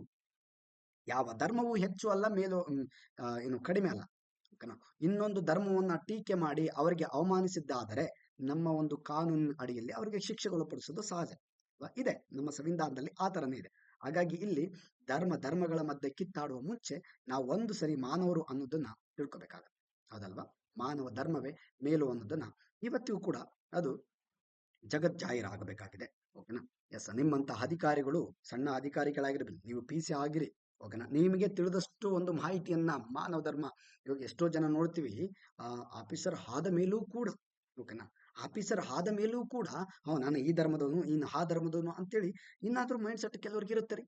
ಸೊ ಅದನ್ನ ಸ್ವಲ್ಪ ಮಟ್ಟಿಗೆ ಬಿಟ್ಟು ಏನ್ ಮಾಡ್ಬೇಕಂತಂದ್ರೆ, ಇರ್ಲಿ, ನಮ್ಮ ಒಂದು ವೈಯಕ್ತಿಕವಾಗಿ ನಾವು ಹಿಂದೂ ಧರ್ಮದವರು, ಅವರು ಮುಸ್ಲಿಮರಾಗಿರ್ಬೋದು, ಅವರು ಕ್ರಿಶ್ಚಿಯನ್ ಆಗಿರ್ಬೋದು, ಅವರು ಏನು ಅಲ್ಲಾಹನ ಪೂಜೆ ಮಾಡ್ಲಿ ಅಥವಾ ಇವರು ಕ್ರಿಶ್ಚಿಯನ್ ಜೀಸಸ್ನ ಪೂಜೆ ಮಾಡ್ಲಿ, ನಾವು ರಾಮ ಮತ್ತು ಕೃಷ್ಣನ ಪೂಜೆ ಮಾಡ್ತೀವಿ. ಎಸ್, ಇರ್ಲಿ, ಅದು ಯಾವುದೇ ಧರ್ಮ ಇರ್ಲಿ, ನಮಗೆ ಸೀಮಿತ ಆಗಿರಬೇಕು. ನಮ್ಮ ಒಂದು ಪರ್ಸನಲ್, ನಮ್ಮ ವ್ಯಕ್ತಿತ್ವ, ನಮ್ಮ ಭಾವನೆಗೆ ಸಂಬಂಧಪಟ್ಟಂಗೆ ನಮ್ಗಿರ್ಲಿ, ನಮ್ಮ ಪರ್ಸನಲ್ಗೆ ನಮ್ಗಿರ್ಲಿ, ನಾವು ಪೂಜೆ ಮಾಡೋಣ, ಎಲ್ಲ ಬೇಕಾದಂಗೆ ಮಾಡೋಣ. ಆದರೆ ಇನ್ನೊಬ್ಬರಿಗೆ ನೋಯಿಸುವಂತ ಕೆಲಸ ಇಲ್ಲಿ ಆಗಬಾರದು ಅನ್ನೋದು ಭಾರತದ ಸಂವಿಧಾನದ ಉದ್ದೇಶ ಆಗಿದೆ. ಇಲ್ಲಿ ಯಾಕೆ ಹೇಳಿದೆ ಅಂತಂದ್ರೆ, ಮೊಘಲರು ಮತ್ತೆ ದೆಹಲಿ ಸುಲ್ತಾನರ ಇತಿಹಾಸ ಓದುವಾಗ ನಮಗೆ ಒಂದು ಧಾರ್ಮಿಕವಾಗಿ ಇಲ್ಲಿ ಓದ್ತೀವಿ. ಹೌದು, ಅವರು ಆ ತರನೇ ಆಳ್ವಿಕೆ ಮಾಡಿದ್ದಾರೆ. ಕೆಲವರು ಇಲ್ಲಿ ಒಳ್ಳೆಯ ಆಡಳಿತವನ್ನು ಕೂಡ ಕೊಟ್ಟಿದ್ದಾರೆ. ಅದನ್ನ ನಾವು ನೋಡ್ಬೇಕು. ಅಕ್ಬರ್ ಆಗಿರ್ಬೋದು, ಅವರೆಲ್ಲ ನೋಡಿ, ಬೇರೆ ಬೇರೆ ರೀತಿಯ ಒಂದು ಮೈಂಡ್ ಸೆಟ್ ಅವ್ರು ಇದ್ರು ಅಲ್ಲಿ ಕೂಡ. ಆದ್ರೆ ಹೆಚ್ಚಿನ ಆದಂತ ಒಂದು ವಿಚಾರವನ್ನ ನಾವಿಲ್ಲಿ ಒಂದು ರೀತಿ ಏನೋ ಒಂದು ಧರ್ಮಪ್ಪ ಅದು, ಓಕೆನಾ, ಕೆಟ್ಟದಾಗಿನೇ ಓದ್ತೀವಿ ಇಲ್ಲಿ ಹೆಚ್ಚಾಗಿ, ಕೆಟ್ಟ ರೀತಿಯ ಒಂದು ಬಿಂಬಿಸ್ಕೊಳ್ತೀವಿ. ನೋ, ಆ ಥರ ಬಿಂಬಿಸೋ ಅವಶ್ಯಕತೆ ಇಲ್ಲ. ಓಕೆನಾ, ಇತಿಹಾಸವನ್ನ ಇತಿಹಾಸವಾಗಿ ಓದೋಣ. ಅವತ್ತಿನಿಂದ ಇವತ್ತಿಗೆ ಕಂಪೇರ್ ಮಾಡಿ ಮತ್ತೆ ಇವತ್ತು ಜಗಳ ಆಡುವ ಅವಶ್ಯಕತೆ ಇಲ್ಲ. ಓಕೆನಾ, ಇವತ್ತು ನಮ್ಮನ್ನ ನಮ್ಮ ಸಂವಿಧಾನ ರಕ್ಷಣೆ ಮಾಡುತ್ತದೆ, ಅದರ ಜವಾಬ್ದಾರಿ ಕೂಡ ನಮ್ಮ ಮೇಲೆ ಇದೆ ಅನ್ನೋದ್ರೆ ತಪ್ಪಾಗ್ಲಿಕ್ಕಿಲ್ಲ. ಎಸ್, ಸುಮಂತ ಮೊಘಲರು ಮತ್ತು ದೆಹಲಿ ಸುಲ್ತಾನರು ಸ್ಥಳೀಯ ಸರ್ಕಾರಗಳಿಗೆ ಹೆಚ್ಚು ಮಹತ್ವ ನೀಡದ ಕಾರಣ ಇಲ್ಲಿ ಮಧ್ಯಯುಗೀನ ಕಾಲದಲ್ಲಿ ಸ್ಥಳೀಯ ಸರ್ಕಾರದ ಅಸ್ತಿತ್ವ ಉತ್ತರ ಭಾರತದಲ್ಲಿ ಮಂದಗತಿಯಲ್ಲಿ ಸಾಗಿದ್ದಾದರೂ ಸಂಪೂರ್ಣ ಅಸ್ತಿತ್ವ ಕಳೆಕೊಳ್ಳಿಲ್ಲ. ಯಾಕಂದ್ರೆ ದಕ್ಷಿಣ ಭಾರತದಲ್ಲಿ ಇತ್ತು. ಇವನ್ನು ಭಾರತವನ್ನ ಮೊಘಲರು ಮತ್ತೆ ದೆಹಲಿ ಸುಲ್ತಾನರು ಆಳಿದ್ರು ಕೂಡ ಇಲ್ಲಿ ಏನಾಗುತ್ತೆ, ಇಲ್ಲಿ ದಕ್ಷಿಣ ಭಾರತದಲ್ಲಿ ಚೋಳರು ಅಡಿಪಾಯ ಹಾಕೊಂಡಿರ್ತಾರೆ, ಅದನ್ನೇ ಮುಂದುವರಿಸ್ಕೊಂಡು ಬರ್ತಾರೆ. ಓಕೆನಾ, ಎಸ್. ಮತ್ತೆ ಇವಾಗ ನಾವು ಡೈರೆಕ್ಟ್ ಆಗಿ ಇವತ್ತಿನ ಒಂದು ಟಾಪಿಕ್ಗೆ ಹೋಗೋಣ. ಇನ್ನೊಮ್ಮೆ ಮತ್ತೆ ರಿವಿಷನ್ ಮಾಡ್ಕೊಂಡು ಬೇಕಾದ್ರೆ, ಬಿಕಾಸ್ ಟೈಮ್ ಆಗುತ್ತೆ. Yes, it's okay. ಮತ್ತೆ ರಿವಿಷನ್ ಮತ್ತೊಮ್ಮೆ ಮಾಡೋಣ ಇಲ್ಲಿ, ಬಿಕಾಸ್ ತುಂಬಾ ಇದೆ. ನಾವಿವತ್ತು ಗಾಂಧೀಜಿಯ ಒಂದು ಮೆಂಟಾಲಿಟಿಗೆ ಸಂಬಂಧಪಟ್ಟಂಗೆ, ಓಕೆನಾ, ಭಾರತದ ಒಂದು ಸ್ಥಳೀಯ ಸರ್ಕಾರಗಳ ಅಥವಾ ವಿಲೇಜ್ಗೆ ಸಂಬಂಧಪಟ್ಟಂಗೆ ಗಾಂಧೀಜಿಯ ಮೆಂಟಾಲಿಟಿ ಹೆಂಗಿತ್ತು, ಆತನ ಒಂದು ತತ್ವಗಳು ಯಾವ ರೀತಿ ಇದ್ವು, ಅದೆಲ್ಲ ನೋಡ್ತಾ ಹೋಗೋಣ. ಓಕೆನಾ, ಎಸ್. ಇದು ನೋಡಿದ್ವಿ ನಿನ್ನೆ. My idea of a village swaraj is that it is complete republic independent of its neighbors of its own vital wants and yet interdependent, okay, for many others in which dependency is a necessity. ಓಕೆನಾ, S, ಇದು ಕನ್ನಡದಲ್ಲಿ ಕೂಡ ಇದೆ, ನಿನ್ನೆ already ನಾವು ಓದಿದ್ವಿ, ಮತ್ತೆ ನೀವು ಓದ್ಕೊಳ್ಳಿ ಇನ್ನೊಮ್ಮೆ. ಓಕೆನಾ, ಎಸ್. ನಾವು ಇವತ್ತು ಡಿಸ್ಕಸ್ ಮಾಡ್ತಕ್ಕಂಥ ಒಂದು ವಿಷಯ ಇಸ್ ಗ್ರಾಮ ಪಂಚಾಯಿತಿ ಮತ್ತು ಗ್ರಾಮ ಸ್ವರಾಜ್ಯದ ಬಗ್ಗೆ ಗಾಂಧೀಜಿಗೆ ಇದ್ದಂತ ಒಂದು ಯೋಚನೆ, ಆತನ ಒಂದು ಒಂದು ಏನು ವಿಚಾರಗಳು ಹೇಗಿದ್ದವು, ಆತನ ಒಂದು ಮೈಂಡ್ ಸೆಟ್ ಯಾವ ತರ ಇತ್ತು, ಆತ ಏನು ಹೇಳ್ದ, ಗಾಂಧೀಜಿ ಭಾರತದ ಒಂದು ಗ್ರಾಮ ಪಂಚಾಯತಿಗೆ ಸಂಬಂಧಪಟ್ಟಂಗೆ ಏನೆಲ್ಲ ಒಂದು ಸಲಹೆಗಳನ್ನು ಕೊಟ್ಟ ಅಂತ ಹೇಳ್ತಾ ಹೋಗೋಣ. ಅದ್ರ ಬಗ್ಗೆ ನಾವಿವತ್ತು ಡೀಟೇಲ್ ಆಗಿ ಹೋಗ್ತಾ ಹೋಗೋಣ. ಎಸ್, ನೋಡಿ, Mahatma Gandhi was the first to give concept of village swaraj in India. ಭಾರತದಲ್ಲಿ ಮೊದಲ ಬಾರಿಗೆ ಗ್ರಾಮ ಸ್ವರಾಜ್ಯದ ಪರಿಕಲ್ಪನೆ ನೀಡಿದವರು ಮಹಾತ್ಮ ಗಾಂಧೀಜಿ. ಹೌದು, ಗ್ರಾಮ ಸ್ವರಾಜ್ಯ, ನಾನು ಸ್ವರಾಜ್ಯ ಅಂದ್ರೆ ಹೇಳಿದೆ, ಸ್ವರಾಜ್ಯದ ಪದ ಏನಂತಂದ್ರೆ ಸಂಪೂರ್ಣವಾಗಿ ಅಲ್ಲಿನವರಿಗೆ ಅವರಿಗೆ ಆಡಳಿತ ಕೊಟ್ಬಿಡಿ. ಒಂದು ಗ್ರಾಮ ಇದೆ ಅಂತಂದ್ರೆ ಅಲ್ಲಿ ಸಂಪೂರ್ಣ ಅಧಿಕಾರ ಅವ್ರಿಗೆ ಬಿಟ್ಟು ಬಿಡ್ರಿ, ನೀವು ಅಡ್ಡಗಾಲ ಹಾಕ್ಬಿಡಿ. ಇಲ್ಲಿ ಏನ್ ಮಾಡ್ತಾರೆ ಅಂತಂದ್ರೆ, ಒಂದು ಯಾವುದೋ ಒಂದು ಗ್ರಾಮ ಪಂಚಾಯತಿ ಅಧ್ಯಕ್ಷರಾಗ್ಬೇಕಾ, ಎಲೆಕ್ಷನ್ ನಡೆಯುತ್ತೆ, ಗ್ರಾಮ ಪಂಚಾಯತ್ ಅಧ್ಯಕ್ಷರಾಗ್ಬೇಕಂದ್ರೆ ಅವ್ರೇನ್ ಮಾಡ್ತಾರೆ, ಯಾವುದೋ ಒಂದು ಅಲ್ಲಿರ್ತಕ್ಕಂಥ ಒಂದು MLA, ಆ ತಾಲೂಕಿನ MLA ಹತ್ರ ಹೋಗಿ ಮತ್ತೆ ರೆಕಮೆಂಡ್ ಮಾಡಿ, ನಮಗೆ ಬೇಕ್ರಿ ಈ ಸರಿ, ನಮಗೆ ರಿಸರ್ವೇಶನ್ ಬೇಕು, ನಮ್ಮವರೇ ಯಾರಾದ್ರೂ ಅಧ್ಯಕ್ಷರಾಗಬೇಕು, ಈ ತರ ಒಂದು ಇವತ್ತೇನಾಗಿದೆ, ಇವತ್ತು ಹಿಂಗೆ ಇದೆ. ಆದ್ರೆ ಗಾಂಧೀಜಿಯ ಒಂದು ಪರಿಕಲ್ಪನೆ ಆ ತರದ್ದಲ್ಲ. ಇಲ್ಲಿ ಗ್ರಾಮ ಅಂತಂದ್ರೆ ಅಲ್ಲಿ ಗ್ರಾಮದವರೇ ಮುಖ್ಯವಾಗಿರಬೇಕು, ಇಲ್ಲಿ ಅವರೇ ಡಿಸಿಷನ್ ಎಲ್ಲ ತಗೋಬೇಕು, ಇಲ್ಲಿ ಯಾರದೋ ಒಂದು ಇನ್ಫ್ಲುಯೆನ್ಸ್ ಅಲ್ಲಿ ಬಂದಂತ ಅಧಿಕಾರ ನಮಗೆ ಬೇಡ ಅನ್ನೋದು ಗಾಂಧೀಜಿಯ ಉದ್ದೇಶವಾಗಿತ್ತು. ಅಧಿಕಾರ ಅವರಿಗೆ ಬಿಟ್ಟು ಬಿಡಿ, ನೀವು ಯಾರು ಕೂಡ ತಲೆ ದೂರಿಸ್ಬೇಡಿ ಅನ್ನೋದು ಆ ಒಂದು ಗಾಂಧೀಜಿಯ ಪರಿಕಲ್ಪನೆ ಆಗಿರುತ್ತೆ. ನೀವು ಕೇಂದ್ರದಲ್ಲಿ ಮತ್ತೆ ರಾಜ್ಯದಲ್ಲಿ ಏನ್ ಬೇಕಾದ್ರೂ ಆಡಳಿತ ಮಾಡ್ಕೊಳ್ರಿ, ಜಿಲ್ಲೆಯಲ್ಲಿ ಆಗಿರ್ಬೋದು, ನಿಮ್ಮ ತಾಲೂಕಲ್ಲಿ ಆಗಿರ್ಬೋದು, ಯಾವುದೇ ರೀತಿಯ ಗ್ರಾಮ ಅಂತ ಬಂದಾಗ ಆ ಗ್ರಾಮದ ಜನರೇ ಮುಖ್ಯಸ್ಥರಾಗಬೇಕು ಅನ್ನೋದು ಗಾಂಧೀಜಿಯ ಒಂದು ಮುಖ್ಯ ಉದ್ದೇಶವಾಗಿತ್ತು. Yes, Gandhi's intention was to empower the villages and create self reliance at the local level. Yes, ಗ್ರಾಮಗಳಿಗೆ ಅಧಿಕಾರವನ್ನು ನೀಡಿ ಸ್ಥಳೀಯ ಮಟ್ಟದಲ್ಲಿ ಸ್ವಾವಲಂಬನೆ ಮೂಡಿಸುವುದು ಉದ್ದೇಶವಾಗಿತ್ತು. ಗಾಂಧೀಜಿಯ ಉದ್ದೇಶ ಏನು, ಅವರು ಸ್ವಾವಲಂಬಿಗಳಾಗಬೇಕು. ಹೌದು ರೀ, ಸ್ವಾವಲಂಬಿಗಳು ಆಗಿ ಬದುಕುವಂತ ಒಂದು ಶಕ್ತಿ ಗ್ರಾಮಕ್ಕೆ ಇದೆ ಇವತ್ತಿಗೂ ಕೂಡ. ಗ್ರಾಮದಲ್ಲಿ ಯಾವುದು ಕೂಡ ಕಡಿಮೆ ಆಗಿಲ್ಲ. ಓಕೆನಾ, ರಾಜ್ಯದಿಂದ ಮತ್ತೆ ಒಂದು ಕೇಂದ್ರದಿಂದ ಬಂದಂತ ಒಂದು ಅನುದಾನವನ್ನ ಸರಿಯಾಗಿ ಗ್ರಾಮ ಪಂಚಾಯತ್ಗೆ ಹಂಚಿದ್ರೆ ಸಾಕು. ಆ ಒಂದು ಅನುದಾನದಿಂದ ತಮ್ಮ ಗ್ರಾಮ ಪಂಚಾಯತಿ ಅಭಿವೃದ್ಧಿ ಮಾಡಿಕೊಳ್ಳೋದು ಅವರಿಗೆ ಗೊತ್ತಿದೆ, ಮಾಡ್ಕೋತಾರೆ, ಡೆಫಿನೆಟ್ಲಿ ಮಾಡ್ಕೋತಾರೆ. ಇಲ್ಲಿ ಬಂದಂತ ಕೆಲವು ಅಧಿಕಾರಿಗಳು ಅಥವಾ ಕೆಲವು ರಾಜಕಾರಣಿಗಳು ಇಲ್ಲಿ ಕೆಲವು ಏನ್ ಮಾಡ್ತಾರೆ, ಅವರು ಮೂಗು ದೂರಿಸುವಂತ ಕೆಲಸ ಮಾಡಿ ಅಲ್ಲಿನ ಒಂದು ಸ್ವಲ್ಪ ಹಣವನ್ನ ತಾವು ಹಿಂದೆ ಹಿಂದೆ ಬ್ಯಾಗಲ್ಲಿ ಹಾಕೊಂಡು, ಓಕೆನಾ, ಜೀವನವನ್ನ ಮಾಡ್ತಾ ಇರ್ತಾರೆ. ಎಸ್, ಇರ್ಲಿ, ಓಕೆನಾ, ಎಲ್ಲರೂ ಹಾಗೆ ಮಾಡದೇ ಇರಬಹುದು, ಕೆಲವರು ಬಹಳಷ್ಟು ಜನ ಈ ತರದವರೇ ಇದ್ದಾರೆ. ಓಕೆನಾ, ಕೆಲವರು ಒಳ್ಳೆ ಉದ್ದೇಶವಾಗಿ ಯಾವುದೇ ರೀತಿ ಕರಪ್ಷನ್ ಇಲ್ಲದೆ ಕೂಡ ಮಾಡುವಂತ ಒಂದು ಜನರು ಕೂಡ ನಮ್ಮಲ್ಲಿ ಇದ್ದಾರೆ. ಇಲ್ಲಿ ಎರಡು ತರದವರು ಇದ್ದಾರೆ ಅಲ್ವಾ. ಆದ್ರೆ ಹೆಚ್ಚಿನ ಜನ ಯಾವ ತರ ಇದ್ದಾರೆ, ನಿಮಗೆ ಬೇಕು, ಸ್ವಾರ್ಥಿಗಳು ಜಾಸ್ತಿ ಇದ್ದಾರೆ ಇಲ್ಲಿ. ಓಕೆನಾ, ಎಸ್, ಮತ್ತೆ ಗಾಂಧೀಜಿ ಹೇಳಿದಿದೆಲ್ಲ, ಹಿಂಗಿರ್ಬೇಡ್ರಿ, ಹಿಂಗಿರಬಾರ್ದು ನೀವು. ಓಕೆನಾ, ಗ್ರಾಮ ಪಂಚಾಯತಿಗೆ ಸಂಬಂಧಪಟ್ಟಂಗೆ ಅವ್ರಿಗೆ ಏನ್ ಬೇಕೋ ಅದು ಅಧಿಕಾರ ಕೊಟ್ಬಿಡಿ ನೀವು. ಎಸ್, ನೋಡಿ, According to the Mahatma Gandhi, utilization of the local resource is a quite fundamental to the development of a panchayat raj system. Mahatma ಗಾಂಧಿಯವರ ಪ್ರಕಾರ ಪಂಚಾಯತ್ ರಾಜ್ ವ್ಯವಸ್ಥೆಯ ಅಭಿವೃದ್ಧಿಗೆ ಸ್ಥಳೀಯ ಸಂಪನ್ಮೂಲಗಳ ಬಳಕೆ ಸಾಕಷ್ಟು ಮೂಲಭೂತವಾಗಿ ಅಲ್ಲಿ ಇರುತ್ತೆ ಇದೆ. ಅದನ್ನ ಬಳಸುವಂತ ಶಕ್ತಿ ಕೂಡ ಅವರಿಗೆ ಇದೆ. ನೀವು ಅದಕ್ಕೆ ಸಜೆಷನ್ಸ್ ನ ಕೊಡಿ, ಅನುದಾನವನ್ನ ಕೊಡಿ, ಅವರು ಸಂಪೂರ್ಣವಾಗಿ ತಮ್ಮ ಗ್ರಾಮದ ಅಭಿವೃದ್ಧಿಯನ್ನ ಮಾಡ್ಕೋತಾರೆ ಅನ್ನೋದು ಗಾಂಧೀಜಿಯ ಉದ್ದೇಶ. ಹೌದಲ್ವಾ? ನಿಜಕ್ಕೂ ಇದು ಸತ್ಯವೇ ಸರಿ. ಇವತ್ತು ನೋಡಿ, ಯಾವ ಊರಲ್ಲಿ ಯಾವ ಒಂದು ಸಂಪತ್ತು ಕಡಿಮೆ ಆಗಿದೆ? ಯಾವ ಸಂಪತ್ತು ಕಡಿಮೆ ಆಗಿದೆ ಹೇಳಿ? ಒಳ್ಳೆ ಬೆಳೆ ಬೆಳಿಬಹುದು, ಭೂಮಿ ಇದೆ, ಸಾಕಷ್ಟು ಭೂಮಿ ಇದೆ, ಭತ್ತ ಬೆಳಿಬಹುದು, ಕಬ್ಬನ್ನ ಬೆಳಿಬಹುದು, ಜೋಳ ಬೆಳಿಬಹುದು, ರಾಗಿ ಬೆಳಿಬಹುದು ಅಲ್ವಾ, ಸಜ್ಜೆ ಬೆಳಿಬಹುದು, ಎಲ್ಲವನ್ನೂ ಕೂಡ ಬೆಳಿಬಹುದು, ಹತ್ತಿ ಬೆಳಿಬಹುದು ಅಲ್ವಾ. ಆದ್ರೆ ಅಲ್ಲಿ ಬೇಕಾದಂತ ಕೆಲವು ನೋಡಿ, ನೀರಾವರಿ ವ್ಯವಸ್ಥೆಯಲ್ಲೂ ಕೂಡ ಡ್ಯಾಮ್ ಇಂದ ನೀರ್ ಬಿಡಕ್ಕೂ ಕೂಡ ಇನ್ಫ್ಲುಯೆನ್ಸ್ ಬೇಕ್ರಿ ಇವತ್ತು. ಆ ತರ ಆಗ್ಬಿಟ್ಟಿದೆ ಸಿಸ್ಟಮ್. ಒಂದು ಹಳ್ಳಿಯಲ್ಲಿ ನೀರಿಲ್ಲ ಸರ್ ಅಂತ ಹೇಳಿದ್ರೆ ರೈತರು ಬೀದಿಗೆ ಬಂದು ಹೋರಾಟ ಮಾಡೋವರೆಗೂ ಕೂಡ, ಹೋರಾಟ ಮಾಡಿದ್ರೂ ಕೂಡ ನೀರನ್ನು ಬಿಡುವ ಕೆಲಸ ಆಗೋದಿಲ್ಲ ಇಲ್ಲಿ. ಅದಕ್ಕೂ ಕೂಡ ಇನ್ಫ್ಲುಯೆನ್ಸ್ ಬೇಕಾಗತ್ತೆ. ಅಂತ ಒಂದು ವ್ಯವಸ್ಥೆ ಬೇಡ ಅನ್ನೋದು ಗಾಂಧೀಜಿಯ ಪರಿಕಲ್ಪನೆ ಆಗಿತ್ತು. ಹೌದಾ? ನೀವು ಸರಿಯಾದ ಒಂದು ಡ್ಯಾಮ್ಗಳನ್ನ ಮಾಡಿ, ಎಲ್ಲೆಲ್ಲೋ ವೇಸ್ಟ್ ಆಗಿ ನೀರು ಹರಿತಾ ಇರ್ತವೆ, ಪ್ರವಾಹ ಬಂದು ಕೊಚ್ಕೊಂಡು ಹೋಗ್ತಾ ಇರ್ತವೆ.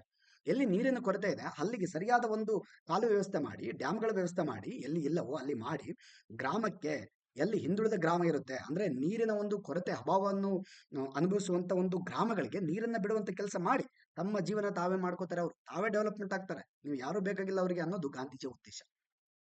ಹೌದು, ಎಸ್, ಅದು ಹಂಗೆ ಇದೆ. ಹಳ್ಳಿಗಳಲ್ಲಿ ಇವತ್ತಿನ ವಾತಾವರಣ ಹಂಗೆ ಇದೆ ರೀ. ನೀವು ಒಂದು ಸರಿಯಾದ ಒಂದು ಮೂಲಭೂತ ಸೌಕರ್ಯಗಳು ಗ್ರಾಮಕ್ಕೆ ಕೊಟ್ಟು ನೋಡಿ, ಅವರು ಡೆವಲಪ್ಮೆಂಟ್ ತಾವೇ ಆಗ್ತಾರೆ. ಓಕೆನಾ? ಅವರೇ ಸಿಂಗಾಪುರ್ ಮಾಡ್ಕೋತಾರೆ, ತಮ್ಮ ದೇಶವನ್ನ ಅಮೆರಿಕ ಸಿಂಗಾಪುರ್ ಮಾಡ್ಕೋತಾರೆ. ಹೌದು, ತಮ್ಮ ಗ್ರಾಮವನ್ನು ಮಾಡ್ಕೋತಾರೆ. ಡೆಫಿನೆಟ್ಲಿ ಗ್ರಾಮಗಳಿಗೆ ಶಕ್ತಿ ಇದೆ. ಇದ್ದ ಶಕ್ತಿಯನ್ನ ಕಿತ್ತುಕೊಳ್ಳುವವರು ಜಾಸ್ತಿ ಇದ್ದಾರೆ ಇವತ್ತು. ಆ ತರ ಆಗ್ಬಾರ್ದು. ಎಸ್, ಸರಿ. ಮಹಾತ್ಮ ಗಾಂಧಿಯವರ ಪ್ರಕಾರ ಪಂಚಾಯತ್ ರಾಜ್ ವ್ಯವಸ್ಥೆ, ಎಸ್ ನೋಡಿದ್ವಲ್ಲ ನೋಡಿ, ಗ್ರಾಮ ಸಭೆಗಳನ್ನು ಹೊಂದಿರುವ ಪಂಚಾಯತ್ಗಳು ಕೃಷಿ ಕೈಗಾರಿಕಾ ವಲಯಗಳಲ್ಲಿ ಅಭಿವೃದ್ಧಿಗೆ ಸ್ಥಳೀಯವಾಗಿ ಲಭ್ಯವಿರುವ ಸಂಪನ್ಮೂಲಗಳನ್ನು ಗುರುತಿಸಲು ಸಂಘಟಿತವಾಗಿರಬೇಕು. ಅವರ ಹತ್ರ ಎಲ್ಲ ಇದೆ, ಅದನ್ನು ಗುರುತಿಸುವ ಶಕ್ತಿ ಇಲ್ಲ ಅವರ ಹತ್ರ. ಯಾಕೆ ಅಂದ್ರೆ ಗ್ರಾಮದಲ್ಲಿ ಹೆಚ್ಚಿನ ಒಂದು ಇವಾಗ ಇತ್ತೀಚೆಗೆ ಬಹಳಷ್ಟು ಜನ ಎಜುಕೇಟೆಡ್ ಆಗ್ತಾ ಇದ್ದಾರೆ, ಇವಾಗ ಸ್ವಲ್ಪ ಡೆವಲಪ್ಮೆಂಟ್ ಆಗ್ತಾ ಇದ್ದಾರೆ. ಆದ್ರೆ ಗಾಂಧೀಜಿ ಅವತ್ತೇ ಯೋಚನೆ ಮಾಡಿದ್ದಿದೆಲ್ಲ. ಓಕೆನಾ? ಅವರಿಗೆ ಸಂಪೂರ್ಣವಾಗಿ ನೀವು ಅಧಿಕಾರ ಕೊಟ್ಬಿಡ್ರಿ, ನೀವು ಯಾಕೆ ಇದನ್ನ ಈ ತರ ಮಾಡ್ತಾ ಇದ್ದೀರಾ ಅಂತೇಳಿ ಸರ್ಕಾರಗಳಿಗೆ ಅವ್ರು ಹೇಳ್ತಾ ಇದ್ರು ಆ ಟೈಮಲ್ಲಿ. ಓಕೆನಾ? ಸ್ಥಳೀಯವಾಗಿ ಲಭ್ಯ ಇರುವ ಕೃಷಿಯ ಒಂದು ಸಂಪನ್ಮೂಲ ಆಗಿರ್ಬೋದು, ಕೈಗಾರಿಕಾ ಅಭಿವೃದ್ಧಿಗಳಲ್ಲಿ ಅವರು ಅಭಿವೃದ್ಧಿ ಹಾಗೆ ಆಗ್ತಾರೆ. ಅಲ್ಲಿ ನೋಡಿ, ಬಿಕಾಸ್ ಗ್ರಾಮಗಳಲ್ಲಿ ಅಂತಂದ್ರೆ ರೈತ ಎಷ್ಟು ಶ್ರಮ ಪಡ್ತಾ ಇರ್ತಾನೆ ಗೊತ್ತೇನ್ರಿ? ಓಕೆನಾ? ಏನ್ ತನ್ನ ಇಡೀ ಜೀವನವನ್ನೇ ಮುಡುಪಾಗಿರ್ತಾನೆ. ನಾನು ಸತ್ರು ಚಿಂತೆ ಇಲ್ಲ, ದುಡಿಬೇಕು, ಕೃಷಿಯನ್ನ ಮಾಡಬೇಕು ಅನ್ನೋದು ರೈತನಿಗೆ ಬಹಳಷ್ಟು ಒಂದು ಆಸೆ ಇರುತ್ತೆ. ಆತನಿಗೆ ಸರಿಯಾದ ಮೂಲಭೂತ ಸೌಕರ್ಯಗಳು ಕೊಡೋದಿಲ್ಲ. ಇದು ಆಗಬೇಕಾಗಿರೋದು ಅನ್ನೋದು ಗಾಂಧೀಜಿಯ ಉದ್ದೇಶವಾಗಿತ್ತು. ಅವರು ಸಂಘಟಿತರಾಗಬೇಕು ಅಂದ್ರೆ ನೀವು ಅವರಿಗೆ ಅದನ್ನ ಗುರುತಿಸುವಂತ ಕೆಲಸ ಮಾಡಬೇಕು. ಹಿಂಗಿದೆ, ಸ್ವಲ್ಪ ಸಜೆಷನ್ ಮಾಡಿ. ಓಕೆನಾ? ಎಸ್. ಅದಂತ ಹೇಳೋದಾದ್ರೆ ಇಲ್ಲಿ ಇನ್ಸ್ಪೈರ್ಡ್ ಬೈ ಜಾನ್ ರಸ್ಕಿನ್ ಅಂಟು this last gave the concept of village Swaraj. ಇವಾಗ ಗಾಂಧೀಜಿಗೆ ಒಂದು ಸ್ವರಾಜ್, ಗ್ರಾಮ ಸ್ವರಾಜ್ ಅನ್ನೋ ಪರಿಕಲ್ಪನೆ ಅಥವಾ ಆ ಒಂದು ವಿಷಯದ ಬಗ್ಗೆ ಕುರಿತಾದಂತ ಹೆಚ್ಚಿನ ಗಮನ ಕೊಡ್ಲಿಕ್ಕೆ ಸಾಧ್ಯವಾಗುತ್ತೆ ಎಲ್ಲಿಂದ? ಮೂಲವಾಗಿ ಎಲ್ಲಿಂದ? ಅವರು ಅಂಟು ದಿ ಲಾಸ್ಟ್ ಅನ್ನೋ ಒಂದು ಪುಸ್ತಕವನ್ನ ಇದು ಜಾನ್ ರಸ್ಕಿನ್ ಅವರು ಬರೀತಾರೆ. ಈ ಪುಸ್ತಕವನ್ನ ಗಾಂಧೀಜಿ ಬಹಳ ಡೀಪ್ ಆಗಿ ಸ್ಟಡಿ ಮಾಡ್ತಾ ಹೋಗ್ತಾರೆ. ಆವಾಗ ಅವ್ರಿಗೆ ಅಲ್ಲಿ ಈ ಜಾನ್ ರಸ್ಕಿನ್ ಅವರು, ಇವರು ಕೂಡ ಐ ಥಿಂಕ್ ಸ್ಥಳೀಯ ಮಟ್ಟದಲ್ಲಿ ಅಥವಾ ಕೆಳವರ್ಗದ ಜನರ ಪರವಾಗಿ ಬಹಳಷ್ಟು ಒಂದು ಒಳ್ಳೆ ವಿಚಾರವನ್ನ ಮಾಡಿದ್ರು. ಒಳ್ಳೆ ಚಿಂತಕರು ಜಾನ್ ರಸ್ಕಿನ್ ಅವರು, ಒಳ್ಳೆ ಬರಹಗಾರರು ಕೂಡ ಹೌದು. ಓಕೆನಾ? ಆದ್ರೆ ಇವರ ಒಂದು ಪುಸ್ತಕವನ್ನು ಓದಿದಂತ ಗಾಂಧೀಜಿಯವರು ಇದರಿಂದ ಪ್ರಭಾವಿತರಾಗಿ ಗ್ರಾಮ ಸ್ವರಾಜ್ಯದ ಪರಿಕಲ್ಪನೆಯನ್ನ ಜನರಿಗೆ ತಿಳಿಸುವಂತ ಕೆಲಸ ಮಾಡ್ತಾರೆ. ಗ್ರಾಮದ ಒಂದು ಪ್ರಾಮುಖ್ಯತೆಯನ್ನ ಸರ್ಕಾರಗಳಿಗೆ ತಿಳಿಸುವಂತ ಕೆಲಸ ಮಾಡ್ತಾರೆ. ಓಕೆನಾ? ಸೊ ಅಲ್ಲಿಂದ ಗ್ರಾಮ ಸ್ವರಾಜ್ ಅನ್ನೋ ಪರಿಕಲ್ಪನೆಯನ್ನ ಒತ್ತಿ ಹೇಳ್ತಾ ಹೋಗ್ತಾರೆ ಗಾಂಧೀಜಿ. ತಮ್ಮ ಜೀವನದುದ್ದಕ್ಕೂ ಕೂಡ ಗಾಂಧೀಜಿಯವರು ಯಾವುದೇ ಹೋರಾಟ ಮಾಡಿದ್ರು ಕೂಡ ಕೊನೆಗೆ ಅವರು ಬರ್ತಾ ಇದ್ದದ್ದು ಗ್ರಾಮ ಸ್ವರಾಜ್ಯ ಎನ್ನೋ ಪರಿಕಲ್ಪನೆಗೆ. ಹೌದ್ರಿ, ಗ್ರಾಮ ಸ್ವರಾಜ್ಯದ ಬಗ್ಗೆ ಗಾಂಧೀಜಿಗೆ ಇದ್ದಂತ ಒಂದು ಯೋಚನೆ ಇದೆಯಲ್ಲ, ಅದು ಅತ್ಯದ್ಭುತ. ಅದರಲ್ಲಿ ಎರಡು ಮಾತಿಲ್ಲ. ಓಕೆನಾ? ಎಸ್, ನಮ್ಮಲ್ಲಿ ಏನಂತಂದ್ರೆ ಬಹಳಷ್ಟು ಒಂದು ರೀತಿಯ ವಿಧವಾದಂತ ಒಂದು ಸಾಕಷ್ಟು ವಿದ್ಯಾವಂತರು, ಬುದ್ಧಿವಂತರು, ಓಕೆನಾ, ಸಂಪನ್ಮೂಲ ವ್ಯಕ್ತಿಗಳು, ಸಾಧಕರು ಎಲ್ಲರೂ ನಮ್ಮಲ್ಲಿ ಹೋಗಿದ್ದಾರೆ. ಹೋರಾಟಗಾರರು ಇದ್ದಾರೆ, ಇದ್ರು, ಹಿಂದೆನೂ ಇದ್ರು, ಇವತ್ತಿಗೂ ಕೂಡ ಇದ್ದಾರೆ.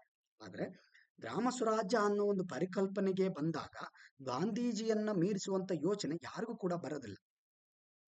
ಅವರನ್ನ ಕಂಪೇರ್ ಮಾಡಕ್ಕೆ ಆಗೋದಿಲ್ಲ ಗಾಂಧೀಜಿಗೆ. ಸೊ ಅಷ್ಟರ ಮಟ್ಟಿಗೆ ಗ್ರಾಮ ಸ್ವರಾಜ್ಯದ ಬಗ್ಗೆ ಒಲವನ್ನು ಹೊಂದಿದ್ದಂತ ವ್ಯಕ್ತಿ that is Mahatma Gandhiji. Yes. ಅದೇ ರೀತಿ ಹೇಳೋದಾದ್ರೆ ಇವ್ರೇನ್ ಮಾಡ್ತಾರೆ, ಆ ಪುಸ್ತಕವನ್ನು ಓದಿದ ನಂತರ ಇವರಿಗೆ ಒಂದು ಆಸೆ ಆಗುತ್ತೆ, ಇದನ್ನ ನಾನು ಭಾಷಾಂತರ ಮಾಡ್ಬೇಕಲ್ಲ, ನಮ್ಮ ಭಾಷೆಗೆ ಇದನ್ನ ಬರೆದ್ರೆ ಜನರಿಗೆ ತಿಳಿಸೋಕೆ ಈಸಿ ಆಗುತ್ತೆ.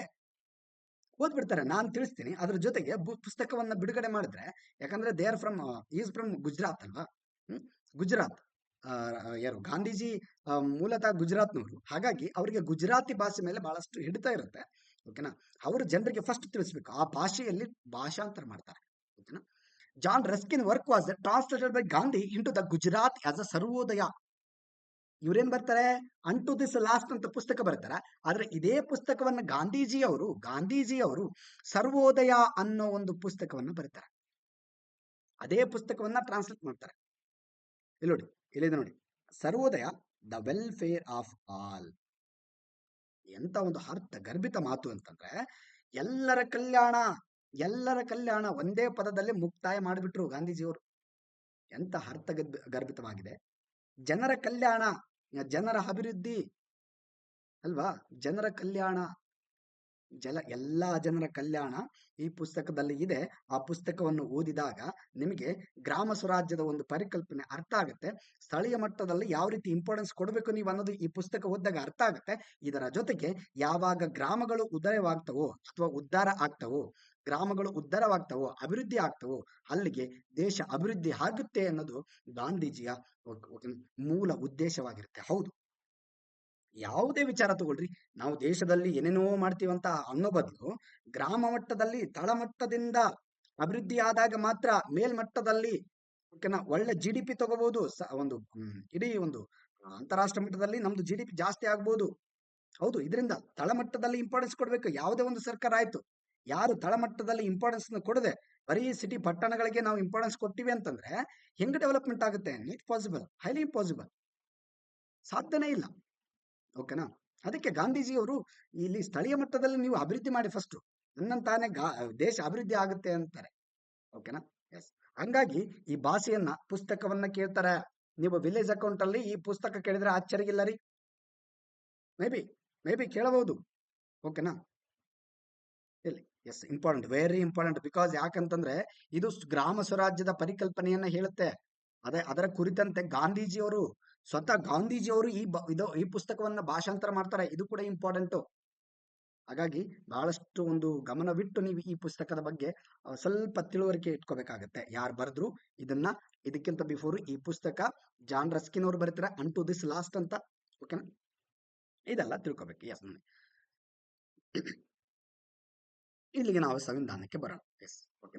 ಸಂವಿಧಾನದಲ್ಲಿ ಏನಿದೆ ಅಂತ ನೋಡ್ತಾರೆ. Article 40 under the directive principle of state policy. ಓಕೆನಾ. ಪಾರ್ಟ್ 4. ಓಕೆನಾ. ಇಲ್ಲಿ ನೋಡಿ, ಭಾರತದ ಸಂವಿಧಾನದ 4ನೇ ಭಾಗದಲ್ಲಿ ನಿಮ್ದು DPSP ಇದೆ. DPSP ಅಂದ್ರೆ ಏನು? DPSP ಅಂದ್ರೆ ಇದನ್ನ ಎಲ್ಲರೂ ಕೂಡ ಫಾಲೋ ಮಾಡಲೇಬೇಕು ಅಂತ ರೂಲ್ಸ್ ಇಲ್ಲ. ಸಂವಿಧಾನದಲ್ಲಿ ಹಂತ ಹಂತವಾಗಿ ಮುಂದಿನ ಜನರೇಷನ್ ನಲ್ಲಿ ನೀವು ಇದನ್ನು ಪಾಲಿಸಬೇಕು ಅನ್ನೋದು ಇದರ ಉದ್ದೇಶವಾಗಿರುತ್ತೆ ಅಷ್ಟೇ. ರಾಜ್ಯ ನಿರ್ದೇಶಕ ಡೈರೆಕ್ಷನ್ ಮಾಡುತ್ತೆ. ಒಂದು ಫಿಲ್ಮ್ ತೆಗಿಬೇಕಂದ್ರೆ ಅಲ್ಲಿ ಡೈರೆಕ್ಟರ್ ಪಾತ್ರ ಎಷ್ಟು ಮುಖ್ಯವಾಗಿರುತ್ತೋ, ನಮ್ಮ ದೇಶದ ಅಭಿವೃದ್ಧಿಯಲ್ಲೂ ಕೂಡ ಈ ಡೈರೆಕ್ಟಿವ್ ಸ್ಟೇಟ್ ಪಾಲಿಸಿ ಇದೆಯಲ್ಲ, directive principle of state policy.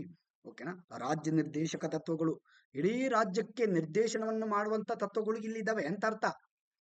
ನೀವು ಹಿಂಗ್ ಹೋಗ್ಬೇಕಪ್ಪ, ಹಿಂಗ್ ಹೋದ್ರೆ ಹಿಂಗಾಗ್ತೀರಾ, ಹಿಂಗ್ ಹೋದ್ರೆ ಆಳವಾಗಿ ಬೀಳ್ತೀರಾ, ಹಿಂಗ್ ಹೋದ್ರೆ ಒಳ್ಳೆ ದಾರಿಗೆ ಹೋಗ್ತೀರಾ ಅನ್ನೋದು ಈ DPSP ಹೇಳುತ್ತೆ. ಓಕೆನಾ. ಸುಮ್ಮನೆ ನಾನು ಕಿಂಡಲ್ ಮಾಡಿದೆ, ಇರ್ಲಿ. ಓಕೆನಾ. ಆತರ ಯಾವುದೇ ರೀತಿ ರಾಜ್ಯ ನಿರ್ದೇಶಕ ತತ್ವಗಳು ಹೇಳೋದಿಲ್ಲ. ಕೆಟ್ಟದ್ದು ಆಗುತ್ತೆ ಅಂತ ಹೇಳೋದಿಲ್ಲ, ಒಳ್ಳೆಯದ್ರ ಬಗ್ಗೆನೇ ಹೇಳುತ್ತೆ. ಇರ್ಲಿ. ಓಕೆನಾ. ಎಸ್. ಭಾರತ ಸಂವಿಧಾನದ 4ನೇ ಭಾಗದಲ್ಲಿ ರಾಜ್ಯ ನಿರ್ದೇಶಕ ತತ್ವಗಳಡಿ 40 ವಿಧಿಯ ಆರ್ಟಿಕಲ್ 40 ಏನ್ ಹೇಳುತ್ತೆ? 40ನೇ ಒಂದು ವಿಧಿ, ರಾಜ್ಯವು ಗ್ರಾಮ ಪಂಚಾಯತಿಗಳನ್ನು ಸಂಘಟಿಸಲು ಕ್ರಮ ಕೈಗೊಳ್ಳತಕ್ಕದ್ದು ಮತ್ತು ಸ್ವಾಯತ್ತ ಸರ್ಕಾರದ ಘಟಕಗಳು ಅವು ಕೆಲಸ ಮಾಡುವುದಕ್ಕೆ ಅವಶ್ಯಕವಾದ ಅಧಿಕಾರವನ್ನು ಅವುಗಳಿಗೆ ಕೊಡತಕ್ಕದ್ದು ಎಂದು ಸೂಚನೆ ನೀಡತಕ್ಕಂಥ ಒಂದು ವಿಧಿ. ದಟ್ ಈಸ್ 40, 40ನೇ ಒಂದು ಆರ್ಟಿಕಲ್. ಏನ್ ಹೇಳ್ತಾ ಇದು? ಗ್ರಾಮ ಪಂಚಾಯತಿಗಳನ್ನ ಸಂಘಟಿಸಲು, ಓಕೆನಾ, ಗ್ರಾಮ ಒಟ್ಟುಗೂಡಿಸಲು, ಓಕೆನಾ, ಅಲ್ಲಿ ಬೇಕಾದಂತ ಡೆವಲಪ್ಮೆಂಟ್ಗೆ ಅವರು ಕ್ರಮ ಕೈಗೊಳ್ಳಲು ಸ್ವಾಯತ್ತ ಸರ್ಕಾರದ ಘಟಕಗಳಾಗಬೇಕು ಇಲ್ಲಿ. ಅಂದ್ರೆ ಸಂಪೂರ್ಣವಾಗಿ ಅವ್ರ ಇಷ್ಟಕ್ಕೆ ಸಂಬಂಧಪಟ್ಟಂಗೆ ಅವರು ಅಧಿಕಾರ ಮಾಡ್ಲಿ, ಆ ಘಟಕಗಳಾಗಬೇಕು. ನೀವು ಗ್ರಾಮ ಪಂಚಾಯತ್ ಅಧಿಕಾರ ಕೊಡಿ. ಇವತ್ತು ಕೊಟ್ಟಿದ್ದಾರೆ ಬಿಡಿ, ಸಂವಿಧಾನದಲ್ಲಿ ಹೇಳುತ್ತೆ. ಇವತ್ತಿಗೂ ಕೂಡ ಗ್ರಾಮ ಪಂಚಾಯತಿಯಲ್ಲಿ ತನ್ನದೇ ಆದಂತ ಒಂದು ಪಾತ್ರವನ್ನ ವಹಿಸುತ್ತೆ ಅದು, ಓಕೆನಾ. ತಮಗಿಷ್ಟ ಬಂದಂತೆ ಅಧಿಕಾರವನ್ನ ಚಲಾಯಿಸ್ಕೊಳ್ತಾರೆ ಹಳ್ಳಿಯಲ್ಲಿ. ಆದ್ರೆ ಇಲ್ಲಿ ಯಾವಾಗ ಇನ್ಫ್ಲುಯೆನ್ಸ್ ಅನ್ನೋ ಒಂದು ಪದ ಬರುತ್ತೆ, ಅಲ್ಲಿಗೆ ಸ್ವಲ್ಪ ಮಟ್ಟಿಗೆ ಬದಲಾವಣೆ ಅಥವಾ ಡೆವಲಪ್ಮೆಂಟ್ ಅಲ್ಲಿ ಕುಂಠಿತ ಆಗುತ್ತೆ. ಹೌದು, ಆಗ್ಬಾರ್ದು ಆ ತರ, ಓಕೆನಾ. ಸ್ವಾಯತ್ತ ಸರ್ಕಾರದ ಘಟಕಗಳಾಗಬೇಕು ಮತ್ತು ಅವು ಕೆಲಸ ಮಾಡೋದಕ್ಕೆ ಅವಶ್ಯಕವಾದ ಅಧಿಕಾರವನ್ನು ಅವುಗಳಿಗೆ ಕೊಡಬೇಕು. ಹೌದು, ಅಧಿಕಾರ ಕೊಡ್ಬೇಕು ಅವರಿಗೆ ಅಂತ ಹೇಳ್ತಾರೆ ಈ 40ನೇ ಆರ್ಟಿಕಲ್ ಅಲ್ಲಿ. ಬರೀ ಹೆಸರಿಗೆ ಮಾತ್ರ ಗ್ರಾಮ ಪಂಚಾಯತ್ ಅಂತ ನೇಮಕ ಮಾಡಿ ಅಲ್ಲಿ ಅಧಿಕಾರನೇ ಕೊಟ್ಟಿಲ್ಲ. ಎಲ್ಲರೂ ಕೂಡ ಯಾವುದೋ MLA MP ನೇ ಆರ್ಡರ್ ಮಾಡ್ತಾನೆ, ಏನ್ ಹೇಳಿದ್ರು ಅದೇ MLA ನಡುತ್ತೆ, MP ನಡುತ್ತೆ ಈ ಭಾಗದಲ್ಲಿ, ಓಕೆನಾ. ಈ ಗ್ರಾಮ ಪಂಚಾಯತಿಯಲ್ಲಿ ಒಂದು ಹುಲ್ಲು ಕಡ್ಡೆ ಹಳ್ಳಾಡ್ಬೇಕಂದ್ರು ಆ ಒಂದು ತಾಲೂಕಿನ MP ನೇ ಕೇಳಬೇಕು ಅಥವಾ MLA ಕೇಳಬೇಕು, ಆ ಜಿಲ್ಲೆಯ MP ಅಥವಾ ಆ ತಾಲೂಕಿನ MLA ಕೇಳಬೇಕು ಅಂದ್ರೆ ಅಸಾಧ್ಯ. ಅದು ಡೆವಲಪ್ಮೆಂಟ್ ಹೆಂಗಾಗುತ್ತೆ? ಅಲ್ಲಿನವರಿಗೆ ಅಧಿಕಾರ ಕೊಡಬೇಕು ಮೊದಲು, ಹೌಲ್ವಾ? ಇದನ್ನೇ ಒಂದು ಸಂವಿಧಾನ ಹೇಳೋದು, ಗಾಂಧೀಜಿ ಹೇಳುವುದು ಇದನ್ನು, ಓಕೆ. ಇರ್ಲಿ, ಇನ್ನು ಬದಲಾಗಬೇಕಾಗಿದೆ ನಮ್ಮ ಒಂದು ಸಮಾಜದಲ್ಲಿ. ನಮ್ಮ ರಾಜಕೀಯ ಹೆಂಗಿದೆ ಅಂತ ಚೆನ್ನಾಗಿ ಗೊತ್ತಿದೆ, ನನ್ಕಿಂತ ನಿಮಗೆ ಚೆನ್ನಾಗಿ ಗೊತ್ತಿರುತ್ತೆ. ಸಾಮಾಜಿಕ ಒಂದು ಸಾರ್ವಜನಿಕರಿಗೆ ಎಲ್ಲರಿಗೂ ಕೂಡ ಈ ವಿಚಾರ ಗೊತ್ತಿರುವಂತದ್ದೇ. ಇವತ್ತಾರು ಕೂಡ ಅಷ್ಟೇನು ದಡ್ಡರಿಲ್ಲ, ಎಲ್ಲರೂ ಬುದ್ಧಿವಂತರಿದ್ದಾರೆ, ಎಲ್ಲರೂ ಜಾಣರಿದ್ದಾರೆ. ಎಲ್ಲಾ ರಾಜಕೀಯ ವ್ಯಕ್ತಿಗಳನ್ನ ವೀಕ್ಷಣೆ ಮಾಡ್ತಾ ಇದ್ದಾರೆ ಇವತ್ತು. ಯಾರು ಹೆಂಗ್ ಮಾಡ್ತಾರೆ ಕೆಲಸದ ಆಧಾರದ ಮೇಲೆ ಅವರು ಜಯಿಸ್ತಾ ಇದ್ದಾರೆ ಇವತ್ತು. ಯಾವುದೋ ಹಣದ ಆಸೆಯಲ್ಲಿ ಇವತ್ತು ಯಾರು ಕೂಡ ಗೆಲ್ತಾ ಇಲ್ಲ. ಬಹಳಷ್ಟು ಕಡಿಮೆ ಆಗಿದೆ ಆ ಒಂದು ರೀತಿ. ದುಡ್ಡಿನಿಂದ ಗೆಲ್ಲೋರ ಸಂಖ್ಯೆ ಕಡಿಮೆ ಆಗಿದೆ ಇವತ್ತು, ಓಕೆನಾ. ಅಭಿವೃದ್ಧಿ ಯಾರು ಮಾಡ್ತಾರೋ ಅವ್ರು ಗೆಲ್ತಾ ಇದ್ದಾರೆ, ಓಕೆನಾ. ಎಸ್, ಹೌದು. ಇವಾಗ ಇಲ್ಲಿ ಒಂದು ಬರುತ್ತೆ, ಒಂದು ನವಜೀವನ ಪತ್ರಿಕೆ, ಇನ್ನೊಂದು ನವಜೀವನ ಟ್ರಸ್ಟ್ ಅಂತ, ಓಕೆನಾ. ಇಲ್ಲಿ ಇನ್ನು ಯಾಕೆ ಹೇಳಿದೆ ಅಂತಂದ್ರೆ ಇಲ್ಲಿ ಡಿಫ್ರೆನ್ಸ್ ತೋರಿಸ್ತಾ ಇದೆ ನೋಡಿ. ಈ ಒಂದು ನವಜೀವನ ಅನ್ನೋ ಪದ ನೆನ್ಪಿಟ್ಕೊಳ್ಳಿ. ಒಂದು ನವಜೀವನ, ಓಕೆನಾ. ಇದ್ರ ಬಗ್ಗೆ ಬಹಳಷ್ಟು ಪುಸ್ತಕದಲ್ಲಿ ಸ್ವಲ್ಪವಾಗಿ ಮಿಸ್ಅಂಡರ್ಸ್ಟ್ಯಾಂಡಿಂಗ್ ಆಗಿದೆ. ಕೆಲವು ಪುಸ್ತಕದಲ್ಲಿ ಸರಿಯಾಗಿ ಕೊಟ್ಟಿದ್ದಾರೆ, ಕೆಲವು ಪುಸ್ತಕಗಳಲ್ಲಿ ಸ್ವಲ್ಪ ಏನಾಗಿದೆ, ಇಂಚುಮಿಂಚು ಆಗಿರ್ಬೋದು, ಅಥವಾ ಏನೋ ಟೈಪಿಂಗ್ ಮಿಸ್ಟೇಕ್ ಆಗಿರ್ಬೋದು, ಅಥವಾ ತಪ್ಪಾಗಿ ಅರ್ಥ ಮಾಡ್ಕೊಂಡಿರ್ಬೋದು. ಇಲ್ಲಿ ಆ ಒಂದು ಎರಡನ್ನೂ ಕೂಡ ಗೊಂದಲವನ್ನ, ಓಕೆನಾ, ಬಗೆಹರಿಸುವಂತ ಕೆಲಸ ಮಾಡೋಣ. ಏನ್ ಸರ್ ಇದು ಕನ್ಫ್ಯೂಸ್ ಅಷ್ಟು ಇದೆಯಾ? ಹೌದು, ಇಲ್ಲಿ ಒಂದು ನವಜೀವನ ಪತ್ರಿಕೆ ಅಂತ ಬರುತ್ತೆ, ಇನ್ನೊಂದು ನವಜೀವನ ಟ್ರಸ್ಟ್ ಅಂತ ಕೂಡ ಬರುತ್ತೆ. ಇಲ್ಲಿ ಇವುಗಳ ಒಂದು ಸ್ಟಾರ್ಟಿಂಗ್ ಯಾವಾಗ ಒಂದು ಫಾರ್ಮೇಶನ್ ಆಯ್ತು, ರಚನೆ ಆಯ್ತು, ಓಕೆನಾ, ಆರಂಭ ಆಯ್ತು ಅನ್ನೋ ಒಂದು ವಿಚಾರಕ್ಕೆ ಬಂದಾಗ ಸ್ವಲ್ಪ ಗೊಂದಲ ಆಗುತ್ತೆ. ಇಲ್ಲಿ ನೋಡಿ, ಒಂದ್ ಹೇಳ್ತೀನಿ. Navajivan was the published on September 7, 1919. This news paper carried the message of Mahatma Gandhi. ಏನದು ನವಜೀವನ ಅನ್ನೋ ಪತ್ರಿಕೆ? 1919ರಲ್ಲಿ ಸೆಪ್ಟೆಂಬರ್ 7ರಂದು ಆರಂಭವಾಗುತ್ತೆ, ಪ್ರಕಟ ಮಾಡುತ್ತಾರೆ, ಓಕೆನಾ, ಗಾಂಧೀಜಿಯವರು. ಈವನ್ನು ಇದಕ್ಕೆ ನೆಹರು ಅವರು ಕೂಡ ಸಹಕಾರ ಕೊಡ್ತಾರೆ. ನೆಹರು ಅವರು ಕೂಡ ಇವರಿಗೆ ಸಪೋರ್ಟ್ ಮಾಡ್ತಾರೆ, ಓಕೆನಾ. ನೆಹರು ಅವ್ರ ಪಾತ್ರ ಕೂಡ ಇಲ್ಲಿ ನವಜೀವನ ಒಂದು ಪತ್ರಿಕೆಗೆ ಅಥವಾ ನವಜೀವನ ಟ್ರಸ್ಟ್ಗೆ ಸಂಬಂಧಪಟ್ಟಂಗೆ ನೆಹರು ಅವರ ಪಾತ್ರ ಕೂಡ ಇದೆ, ಓಕೆನಾ. ಎಸ್, ಆದ್ರೆ ಹೆಚ್ಚಾಗಿ ನಾವು ಗಾಂಧೀಜಿಯ ಬಗ್ಗೆ ಹೋಗ್ತೀವಿ. ಇವ್ರು ಗಾಂಧೀಜಿ ಇದಕ್ಕೆ ಮೂಲ ಒಂದು ಉತ್ಪಾದಕರಂತ ಹೇಳ್ಬೋದು, ಇದನ್ನ ಒಂದು ರಚನೆ ಮಾಡಿದಂತ ವ್ಯಕ್ತಿ ಅವರು. ಎಸ್, ಈ ಒಂದು ಪತ್ರಿಕೆಯಲ್ಲಿ ಏನಿರ್ತದೆ, ಇದು ಮ್ಯಾಗ್ಜಿನ್, ಒಂದ್ ರೀತಿಯ ಮ್ಯಾಗ್ಜಿನ್, ಓಕೆನಾ, ಒಂದು ರೀತಿಯ ಮ್ಯಾಗ್ಜಿನ್. ಇದರಲ್ಲಿ ಗಾಂಧೀಜಿಯ ಒಂದು ಸಂದೇಶಗಳು ಇರ್ತಾ ಇದ್ವು, ಗಾಂಧೀಜಿಯ ಸಂದೇಶಗಳು ಇಲ್ಲಿ ಇರ್ತಾ ಇದ್ವು. ಈ ಒಂದು ಪತ್ರಿಕೆಯಲ್ಲಿ ಜನರಿಗೆ ಸಿರ್ತಕ್ಕಂಥ ಕೆಲಸ ಮಾಡ್ತಾ ಇದ್ರು, ಓಕೆನಾ. ಆಮೇಲೆ ಮಹಾತ್ಮ ಗಾಂಧಿಯವರು ಅಕ್ಟೋಬರ್ 2ರಂದು 1869ರಂದು ಜನಿಸಿದರಂದು ನಮಗೆಲ್ಲ ಗೊತ್ತಿದೆ ಅಲ್ವಾ. ಪೋರ್ಬಂದರ್ನಲ್ಲಿ ಜನಿಸ್ತಾರೆ. ಭಾರತೀಯ ವಕೀಲರಾಗಿದ್ರು ಇವರು. ಅವರು ಭಾರತದ ಸ್ವತಂತ್ರಕ್ಕಾಗಿ ಯಶಸ್ವಿ ಅಭಿಯಾನ ನಡೆಸಲು ಅಹಿಂಸಾತ್ಮಕ ವಿಧಾನಗಳನ್ನು ಬಳಸಿದ್ರು. ಇದೆಲ್ಲರಿಗೂ ಗೊತ್ತಿರುವಂತ ವಿಚಾರ. ಆದ್ರೆ ಈ ನವಜೀವನ ಟ್ರಸ್ಟ್ ಪತ್ರಿಕೆ ಅನ್ನೋದು ಎಲ್ಲ ಒಂದು ಸ್ಥಳೀಯ ತಳಮಟ್ಟದಿಂದ ಹಿಡಿದು ಉನ್ನತ ಮಟ್ಟದಲ್ಲಿರ್ತಕ್ಕಂಥ ಎಲ್ಲರಿಗೂ ಕೂಡ ರೀಚ್ ಆಗುವಂತ ಒಂದು ಸಂದೇಶವನ್ನ ಇಲ್ಲಿ ಪ್ರಕಟ ಮಾಡ್ತಾ ಇದ್ರು. ಹೆಚ್ಚಿನ ವಿಷಯವನ್ನ ಸ್ಥಳೀಯ ಸರ್ಕಾರಗಳಿಗೆ ಸಂಬಂಧಪಟ್ಟಂಗೆ, ಸ್ಥಳೀಯ ವಿಚಾರಗಳಿಗೆ ಸಂಬಂಧಪಟ್ಟಂಗೆ ಇಲ್ಲಿ ದಾಖಲೆ ಆಗ್ತಾ ಇತ್ತು. ಗಾಂಧೀಜಿಯ ಉದ್ದೇಶ, ಗಾಂಧೀಜಿ ಮಾತಾಡ್ತಿದ್ರು ಗ್ರಾಮ ಸ್ವರಾಜ್ ಅಂತಿದ್ರು. ಸ್ವತಂತ್ರ ಸಿಗೋವರೆಗೂ ನಮ್ಮ ದೇಶಕ್ಕೆ ಸ್ವತಂತ್ರ ಬೇಕು ಅಂತಿದ್ರು ಹೊರತು, ಸ್ವತಂತ್ರ ಸಿಕ್ಕ ನಂತರ ಇವ್ರು ಜಾಸ್ತಿ ಬಳಸಿದಂತ ಪದವೇ ದಟ್ ಈಸ್ ಗ್ರಾಮ ಸ್ವರಾಜ್ ಅಂದ್ರೆ ತಪ್ಪಾಗದು. ಹೌದು, ಗ್ರಾಮ ಸ್ವರಾಜ್ಯಕ್ಕೆ ಅಷ್ಟು ಪ್ರಾಮುಖ್ಯತೆ ಕೊಡ್ತಾರೆ ಇವರು, ಓಕೆನಾ. ಬಿಫೋರ್ ದ ಇಂಡಿಪೆಂಡೆನ್ಸ್ ಅವರು ಅಧಿಕಾರನೇ ಇರೋದಿಲ್ಲ. ಅವರು ಆ ಪದವನ್ನು ಹೇಳಿದ್ರು ಕೂಡ ಬ್ರಿಟಿಷರು ಅದಕ್ಕೆ ಮನ್ನಣೆ ಕೊಡ್ತಾ ಇರ್ಲಿಲ್ಲ. ಹಾಗಾಗಿ ನಮಗೆ ಅಧಿಕಾರ ಯಾವಾಗ ಸಿಗುತ್ತೋ ಅಲ್ಲಿಂದ ಇವರ ಉದ್ದೇಶ ಗ್ರಾಮವನ್ನ ಡೆವಲಪ್ ಮಾಡಿ ಇದೇ ಒಂದು ಜಪ ಮಾಡ್ತಾ ಇರ್ತಾರೆ ಗಾಂಧೀಜಿ. ಹೌದು, ಅದು ಸತ್ಯ. ಇವತ್ತಿಗೂ ಕೂಡ ಅದು ಸತ್ಯವಾಗಿದೆ, ಪ್ರೂವ್ ಆಗಿದೆ. ಓಕೆನಾ.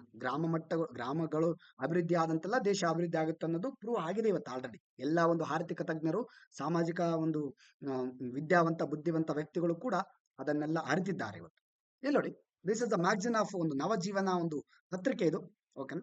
ಗಾಂಧೀಜಿ ಇಲ್ಲಿ ಬರಿತಾ ಇದ್ರು, ಗಾಂಧೀಜಿ ಆಲೋಚನೆಗಳು ಇಲ್ಲಿ ಹೆಚ್ಚಾಗಿ ಹೇಳ್ತಾ ಇದ್ವು. ಅದರ ಜೊತೆಗೆ ಇನ್ನೊಂದು ಇಲ್ಲಿರ್ತಕ್ಕಂಥದ್ದು ದಟ್ ಈಸ್ ನವಜೀವನ ಟ್ರಸ್ಟ್. ಓಕೆನಾ. ನವಜೀವನ ಟ್ರಸ್ಟ್ ಅನ್ನ ಆರಂಭ ಮಾಡ್ತಾರೆ ಎಷ್ಟರಲ್ಲಿ? 1929ರಲ್ಲಿ. ಇಲ್ಲಿ 1919 ಬರುತ್ತೆ, 10 ವರ್ಷ ಡಿಫ್ರೆನ್ಸ್ ಅಷ್ಟೇ. ಅದಕ್ಕೆ ಸ್ವಲ್ಪ ಜನರಿಗೆ ಬಹಳ ಕನ್ಫ್ಯೂಷನ್. ನೋಡಿ, ಹೆಸರು ಒಂದೇ, ಆಮೇಲೆ ಇಶ್ಯೂ ಕೂಡ ನೋಡೋದಕ್ಕೆ ಕೇಳೋದಕ್ಕೆ ಸೇಮ್ ಇರುತ್ತೆ. 1929 ನೋಡಿ, ಎರಡು ಅನ್ನೋ ಒಂದು ನಂಬರ್, ಇಲ್ಲಿ ಒಂದನ್ನೋ ನಂಬರ್, ಸ್ವಲ್ಪ ಡಿಫ್ರೆನ್ಸ್, 10 ವರ್ಷ ಡಿಫ್ರೆನ್ಸ್ ಇರುತ್ತೆ ಅದಕ್ಕೂ ಇದಕ್ಕೂ. 10 ವರ್ಷ ಡಿಫ್ರೆನ್ಸ್, ಬಟ್ ಓದುವಾಗ ಒಂದ್ ರೀತಿ ಸೇಮ್ ಆಗ್ಬಿಡುತ್ತೆ. ನೋಡಿ, ಇದೇ ಒಂದನ್ನ ಎರಡು ಹಿಂಗೆ ಬರೆದ್ಬಿಟ್ರೆ ಮುಗೀತು, ಇದು ಕೂಡ 1929 ಆಗ್ಬಿಡುತ್ತೆ. ಆತರ ಒಂದನ್ನ ಈ ನವಜೀವನ ಟ್ರಸ್ಟ್ಗೆ ಕೆಲವರು ಏನ್ ಮಾಡಿದ್ರೆ 1919 ಅಂತ ಬರ್ತಿದ್ದಾರೆ. ಓಕೆನಾ. ನವಜೀವನ ಪತ್ರಿಕೆಗೆ 1929 ಅಂತ ಬರ್ತಿದ್ದಾರೆ, ಕನ್ಫ್ಯೂಸ್ ಆಗಿದ್ದಾರೆ. ಬಟ್ ಇಲ್ಲಿ ಎಕ್ಸಾಕ್ಟ್ ಆಗಿರ್ತಕ್ಕಂಥದ್ದು ಏನಪ್ಪ ಅಂತಂದ್ರೆ, ನವಜೀವನ ಟ್ರಸ್ಟ್, ಓಕೆನಾ, ಇಲ್ಲಿ is a publishing house based ಇನ್ ಅಹಮದಾಬಾದ್. ಅಂದ್ರೆ ಆ ಪತ್ರಿಕೆಯನ್ನ ಈ ನವಜೀವನ ಟ್ರಸ್ಟ್ ಅಡಿಯಲ್ಲಿ ಮತ್ತೆ ಆ ಹೊಸದಾಗಿ ಆರಂಭ ಮಾಡ್ತಾರೆ. ಓಕೆನಾ. ಮೊದಲಿಗೆ ಆ ಪತ್ರಿಕೆ ಒಂದೇ ಇರುತ್ತೆ, ಅದರ ಹೆಸರಲ್ಲೇ ಮತ್ತೆ ಒಂದು ಟ್ರಸ್ಟ್ ಅನ್ನ ಫಾರ್ಮ್ ಮಾಡ್ತಾರೆ. ಓಕೆನಾ. ಅಹಮದಾಬಾದ್ನಲ್ಲಿ, ಭಾರತದ ಅಹಮದಾಬಾದ್ನಲ್ಲಿ. ಇಲ್ಲಿ it was found by Mahatma Gandhiji in the 1929 and has published more than 1800 titles in the English, Gujarati, Hindi and other languages to date. ಓಕೆನಾ. ಇಲ್ಲಿಯವರೆಗೆ ಗಾಂಧೀಜಿಯವರು 1929 ಒಂದು ಗಾಂಧೀಜಿಯವರು ಈ ಒಂದು ನವಜೀವನ ಟ್ರಸ್ಟ್ ನ ಪ್ರಾರಂಭ ಮಾಡ್ತಾರೆ. ಇಲ್ಲಿಯವರೆಗೂ ಇಂಗ್ಲಿಷ್ ಮತ್ತು ಗುಜರಾತಿ, ಹಿಂದಿ, ಇತರ ಭಾಷೆಗಳಲ್ಲಿ 800ಕ್ಕೂ ಹೆಚ್ಚು ಶೀರ್ಷಿಕೆಗಳನ್ನು ಹೊಂದಿರುವ ಆರ್ಟಿಕಲ್ ನ ಬಿಡುಗಡೆ ಮಾಡ್ತಾರೆ ಅಂತ. ಈ ನವಜೀವನ ಟ್ರಸ್ಟ್ ಅಡಿಯಲ್ಲಿ ನವಜೀವನ ಪತ್ರಿಕೆಯನ್ನ ಮತ್ತೆ ಇದನ್ನ ಹೊಸದಾಗಿ ಆರಂಭ ಮಾಡ್ತಾರೆ. ಓಕೆನಾ. ಅಲ್ಲಿಗೆ ಸುಮಾರು 800ಕ್ಕೂ ಹೆಚ್ಚು ಶೀರ್ಷಿಕೆ ಉಳ್ಳಂತ ಒಂದು ಪತ್ರಿಕೆಗಳನ್ನ ಇದರ ಅಡಿಯಲ್ಲಿ ಪಬ್ಲಿಷ್ ಮಾಡ್ತಾರೆ. ಓಕೆನಾ. Yes, this is Navajivan office, head office. ಓಕೆನಾ. ಅಹಮದಾಬಾದ್ ಅಲ್ಲಿದೆ. ಇವತ್ತಿನ ಆಫೀಸ್ ಮತ್ತೆ ಗಾಂಧೀಜಿ ಅವರ ಕಾಲದಲ್ಲಿ ಅಲ್ಲ ಇದು. ಓಕೆ, ಒಂದು ನಿಮಿಷ.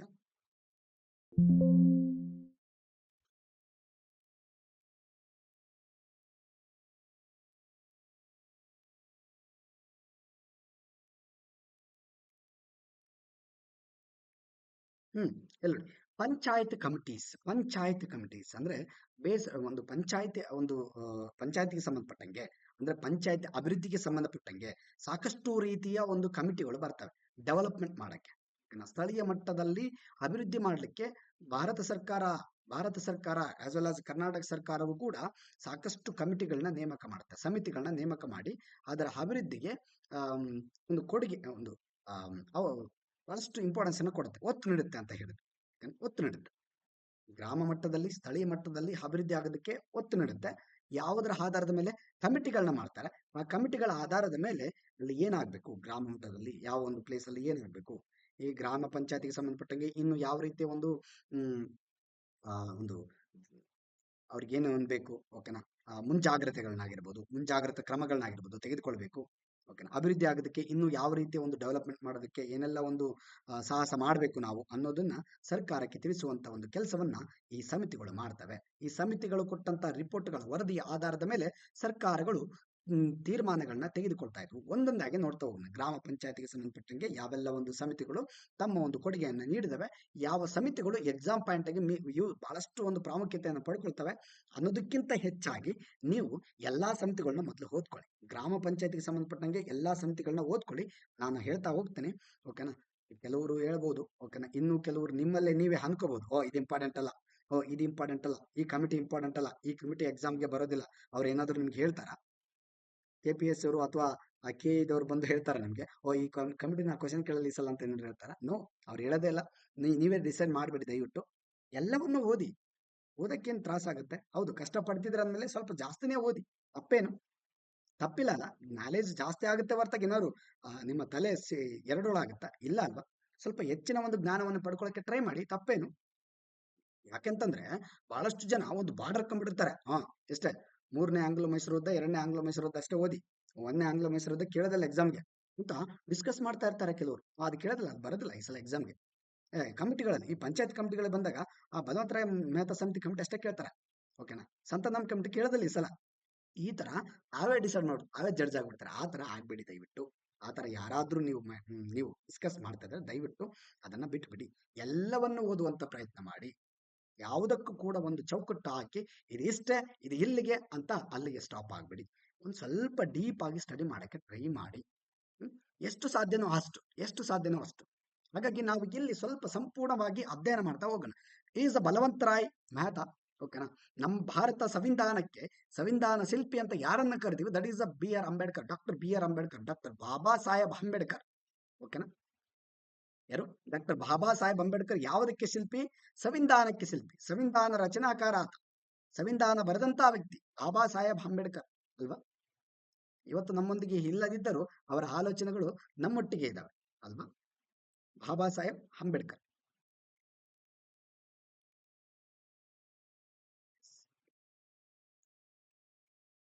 ಸಾರಿ. ಸೊ ಇದನ್ನ ಯಾಕೆ ಹೇಳಿದೆ ಸರ್? ಇದಕ್ಕೇನು ಸಂಬಂಧ ಸರ್? ನಾವು ಭಾರತದ ಸಂವಿಧಾನ ಶಿಲ್ಪಿ ಅಂತ ಬಾಬಾ ಸಾಹೇಬ್ ಅಂಬೇಡ್ಕರ್ ಕರಿತೀವಿ. ಅದೇ ತರ ಪಂಚಾಯಿತಿಗಳ ಶಿಲ್ಪಿ ಅಂತ ಯಾರನ್ನ ಕರಿತೀವಿ? ದಟ್ ಈಸ್ ಸ್ಥಳೀಯ ಸರ್ಕಾರದ ಶಿಲ್ಪಿ ಅಂತಾನು ಕರಿಬಹುದು. ಯಾರನ್ನ? ಬಲವಂತರಾಯ್ ಮೆಹ್ತಾ ಅವ್ರನ್ನ. ಸರ್ ಇವರ ಕಮಿಟಿಯನ್ನ ತಿಳಿಯೋಕ್ಕಿಂತ ಮುಂಚೆ ಇದು ಯಾಕೆ ನೇಮಕ ಆಯ್ತು? ಓಕೆನಾ. ಯಾರ ಕಾಲದಲ್ಲಿ ನೇಮಕ ಆಯ್ತು? ಇದರ ಉದ್ದೇಶ ಏನು? ಈ ಕಮಿಟಿ ಬಂದಂತ ಉದ್ದೇಶ ಏನು? ಅದರ ಜೊತೆಗೆ ಇವರ ಮೂಲವನ್ನು ಮೊದಲು ತಿಳ್ಕೊಬೇಕು ನಾವು. ಡೈರೆಕ್ಟ್ ಆಗಿ ಬಲವಂತರಾಯ ಮೆಹ್ತಾ ಸಮಿತಿ ರೆಕಮೆಂಡೇಶನ್ ಇವು, ಶಿಫಾರಸುಗಳಿವು, ಇಂಪ್ಯಾಕ್ಟ್ ಇವು, ಹಿಂಗಾಯ್ತು, ಈ ತರ ಲಕ್ಷಣಗಳಿವು, ಇವರ ಕಾಲದಲ್ಲಿ ಜಾರಿ ಬಂತು ಅಂತ ಅನ್ನೋದಕ್ಕಿಂತ ಮುಂಚೆ ಇವರು ಯಾರು, ಮೂಲವಾಗಿ ಇವರ ಒಂದು ಪಾತ್ರ ಏನಿದೆ ನಮ್ಮ ಒಂದು ಭಾರತದ ಇತಿಹಾಸದಲ್ಲಿ, ಓಕೆನಾ, ಅದನ್ನು ಕೂಡ ನಾವು ನೋಡ್ಬೇಕಾಗಿದೆ. ನಮ್ಮ ದೇಶಕ್ಕೆ ಇವರ ಕೊಡುಗೆ ಏನು, ಇವರು ಎಲ್ಲೆಲ್ಲ ಒಂದು ಕೆಲಸವನ್ನ ಮಾಡಿದ್ದಾರೆ ನೋಡಿ. ಬಲವಂತರಾಯ್ ಮೆಹ್ತಾ ಓಕೆನಾ, ಫೆಬ್ರವರಿ 19, 1899, ಸೆಪ್ಟೆಂಬರ್ 19, 1965 ಇವರು ತಮ್ಮ ಜೀವನವನ್ನ ನಡೆಸ್ತಾರೆ. ಓಕೆನಾ. ಸುಮಾರು ಒಂದು 75 ವರ್ಷ ಇವರು ಬದುಕ್ತಾರೆ. ಓಕೆನಾ. 75 ವರ್ಷ ಇವರ ಜೀವನವನ್ನು ಮಾಡ್ತಾರೆ. ಓಕೆನಾ. 70 ವರ್ಷ ಅಲ್ಲ, ಹೌದು. Was an Indian politician who served as the second chief minister of Gujarat state, India. ಭಾರತದಲ್ಲಿರ್ತಕ್ಕಂಥ ಗುಜರಾತ್ ರಾಜ್ಯದ 2ನೇ ಮುಖ್ಯಮಂತ್ರಿಯಾಗಿ ಇವರು ತಮ್ಮ ಸೇವೆಯನ್ನು ಸಲ್ಲಿಸ್ತಾರೆ. ಓಕೆನಾ. ಈ participated in Indian independence movement also. ಓಕೆನಾ. ಭಾರತದ ಒಂದು ಸ್ವತಂತ್ರ ಚಳವಳಿಯಲ್ಲೂ ಕೂಡ ಇವರು ಭಾಗವಹಿಸ್ತಾರೆ. ಬಾರ್ದೋಲಿ ಸತ್ಯಾಗ್ರಹ ಆಗಿರಬಹುದು ಅಥವಾ ಕ್ವಿಟ್ ಇಂಡಿಯಾ ಮೂವ್ಮೆಂಟ್ ಆಗಿರಬಹುದು, ಇವೆಲ್ಲ ಒಂದು ಚಳವಳಿಯಲ್ಲಿ ಇವರು ಪ್ರಮುಖವಾಗಿ ಭಾಗವಹಿಸ್ತಾರೆ. ಬಾರ್ದೋಲಿ ಸತ್ಯಾಗ್ರಹದಲ್ಲಿ ಸರ್ದಾರ್ ವಲ್ಲಭಾಯಿ ಪಟೇಲರ ಜೊತೆ ಸಾಕಷ್ಟು ಒಂದು ಒಡನಾಟ ಇರುತ್ತೆ. ಆ ಟೈಮಲ್ಲಿ ಅವ್ರ ಜೊತೆನೂ ಕೂಡ ಕೆಲಸ ಮಾಡ್ತಾರೆ ಇವರು. ಓಕೆನಾ. ಹೋರಾಟ ಮಾಡ್ತಾರೆ. ನೋಡಿ. And later held various public offices. He is considered as the architect of panchayat Raj. ಓಕೆನಾ. ಪಂಚಾಯತ್ ರಾಜ್ನ ಒಂದು ಪಂಚಾಯತ್ ರಾಜ್ ಏನಿದೆಯಲ್ಲ, ಅಂದ್ರೆ ಗ್ರಾಮ ಪಂಚಾಯತ್ ರಾಜ್ಯ ಒಂದು ಶಿಲ್ಪಿ ಅಂದ್ರೆ ಆಗದು. ಇವರನ್ನ ಪಂಚಾಯತ್ ರಾಜ್ನ ಶಿಲ್ಪಿ ಎಂದು ಕರೆಯುತ್ತಾರೆ. ಎಕ್ಸಾಮ್ ಅಲ್ಲಿ ಇದನ್ನ ಡೈರೆಕ್ಟ್ ಆಗಿ ಕೇಳ್ತಾರೆ. ಓಕೆನಾ. ಅಲ್ಲಿ ಏನ್ ಮಾಡ್ಬಿಡ್ತಾರೆ, ಕೆಲವರು ಏನ್ ಮಾಡ್ತಾರೆ, ಪಂಚಾಯತ್ ರಾಜ್ನ ಶಿಲ್ಪಿ ಅಂತ ಹೇಳಿ ಕೆಳಗಡೆ ಆಪ್ಷನ್ ಕೊಡ್ತಾರೆ. ಫಸ್ಟ್ ಆಪ್ಷನ್ ಅವ್ರು ಕೊಡೋದು doctor B R Ambedkar. Example may be ಅವ್ರು ಕನ್ಫ್ಯೂಷನ್ ಮಾಡಬೇಕು ಅಂದ್ರೆ ಫಸ್ಟ್ ಆಪ್ಷನ್ ನಿಮಗೆ ಡಾಕ್ಟರ್ ಬಿ ಆರ್ ಅಂಬೇಡ್ಕರ್ ಅಂತ ಕೊಟ್ಬಿಡ್ತಾರೆ. ಅಲ್ಲಿಗೆ ನೀವು ಏನ್ ಮಾಡ್ಬಿಡ್ತಾರೆ, ಎಲ್ಲರೂ ಮೋರ್ ದನ್ 90% ಜನ ಏನಾಗ್ತಾರೆ, ಎಲ್ಲರೂ ಅಂಬೇಡ್ಕರ್ಗೆ ಹೋಗ್ತಾರೆ. ಸರಿಯಾಗಿ ಓದ್ದವ್ರು ಮಾತ್ರ ಇದಕ್ಕೆ ಹೋಗ್ತಾರೆ, ಪಂಚಾಯತ್ ರಾಜ್ಗೆ ಹೋಗ್ತಾರೆ. ಆದ್ರೆ ಕೆಲವರು ಇದನ್ನ ಬಿಟ್ಟು ಬರೀ ಸಂವಿಧಾನ ಶಿಲ್ಪಿ ಅಂಬೇಡ್ಕರ್ ಅಂತ ಓದಿರ್ತಾರಲ್ಲ, ಅವರಿಗೆ ಶಿಲ್ಪಿ ಅನ್ನೋ ಒಂದು ಹೆಸರೆಲ್ಲ ಎಲ್ಲೆಲ್ಲ ಬರುತ್ತೆ ಸಂವಿಧಾನಕ್ಕೆ ಸಂಬಂಧಪಟ್ಟಂಗೆ, ಅಲ್ಲಿ ಅಂಬೇಡ್ಕರ್ ಹೆಸರೇ ಅವ್ರಿಗೆ ಸಹಜವಾಗಿಬಿಟ್ಟಿರುತ್ತೆ. ಹಾಗಾಗಿ ಆ ತರ ಗೊಂದಲ ಬೇಡ. ಇಲ್ಲಿ ಸ್ವಲ್ಪ ಡೀಪ್ ಆಗಿ ಓದ್ಕೊಳ್ಳಕ್ಕೆ ಟ್ರೈ ಮಾಡಿ. ಇವ್ರ ಬಗ್ಗೆ ಈ ತರ ತಿಳ್ಕೊಳ್ಳಿ. ಎಸ್, ಪಂಚಾಯತ್ ರಾಜ್ನ ಒಂದು ಶಿಲ್ಪಿ ಅಂತ ನಮ್ಮ ಬಲವಂತರಾಯ್ ಮೆಹ್ತಾ ಅವ್ರನ್ನ ಕರಿತೀವಿ. ಓಕೆನಾ. ಅವರ ಒಂದು ನೇತೃತ್ವದಲ್ಲೇ ಒಂದು ಕಮಿಟಿಯನ್ನ ಮಾಡ್ತಾರೆ.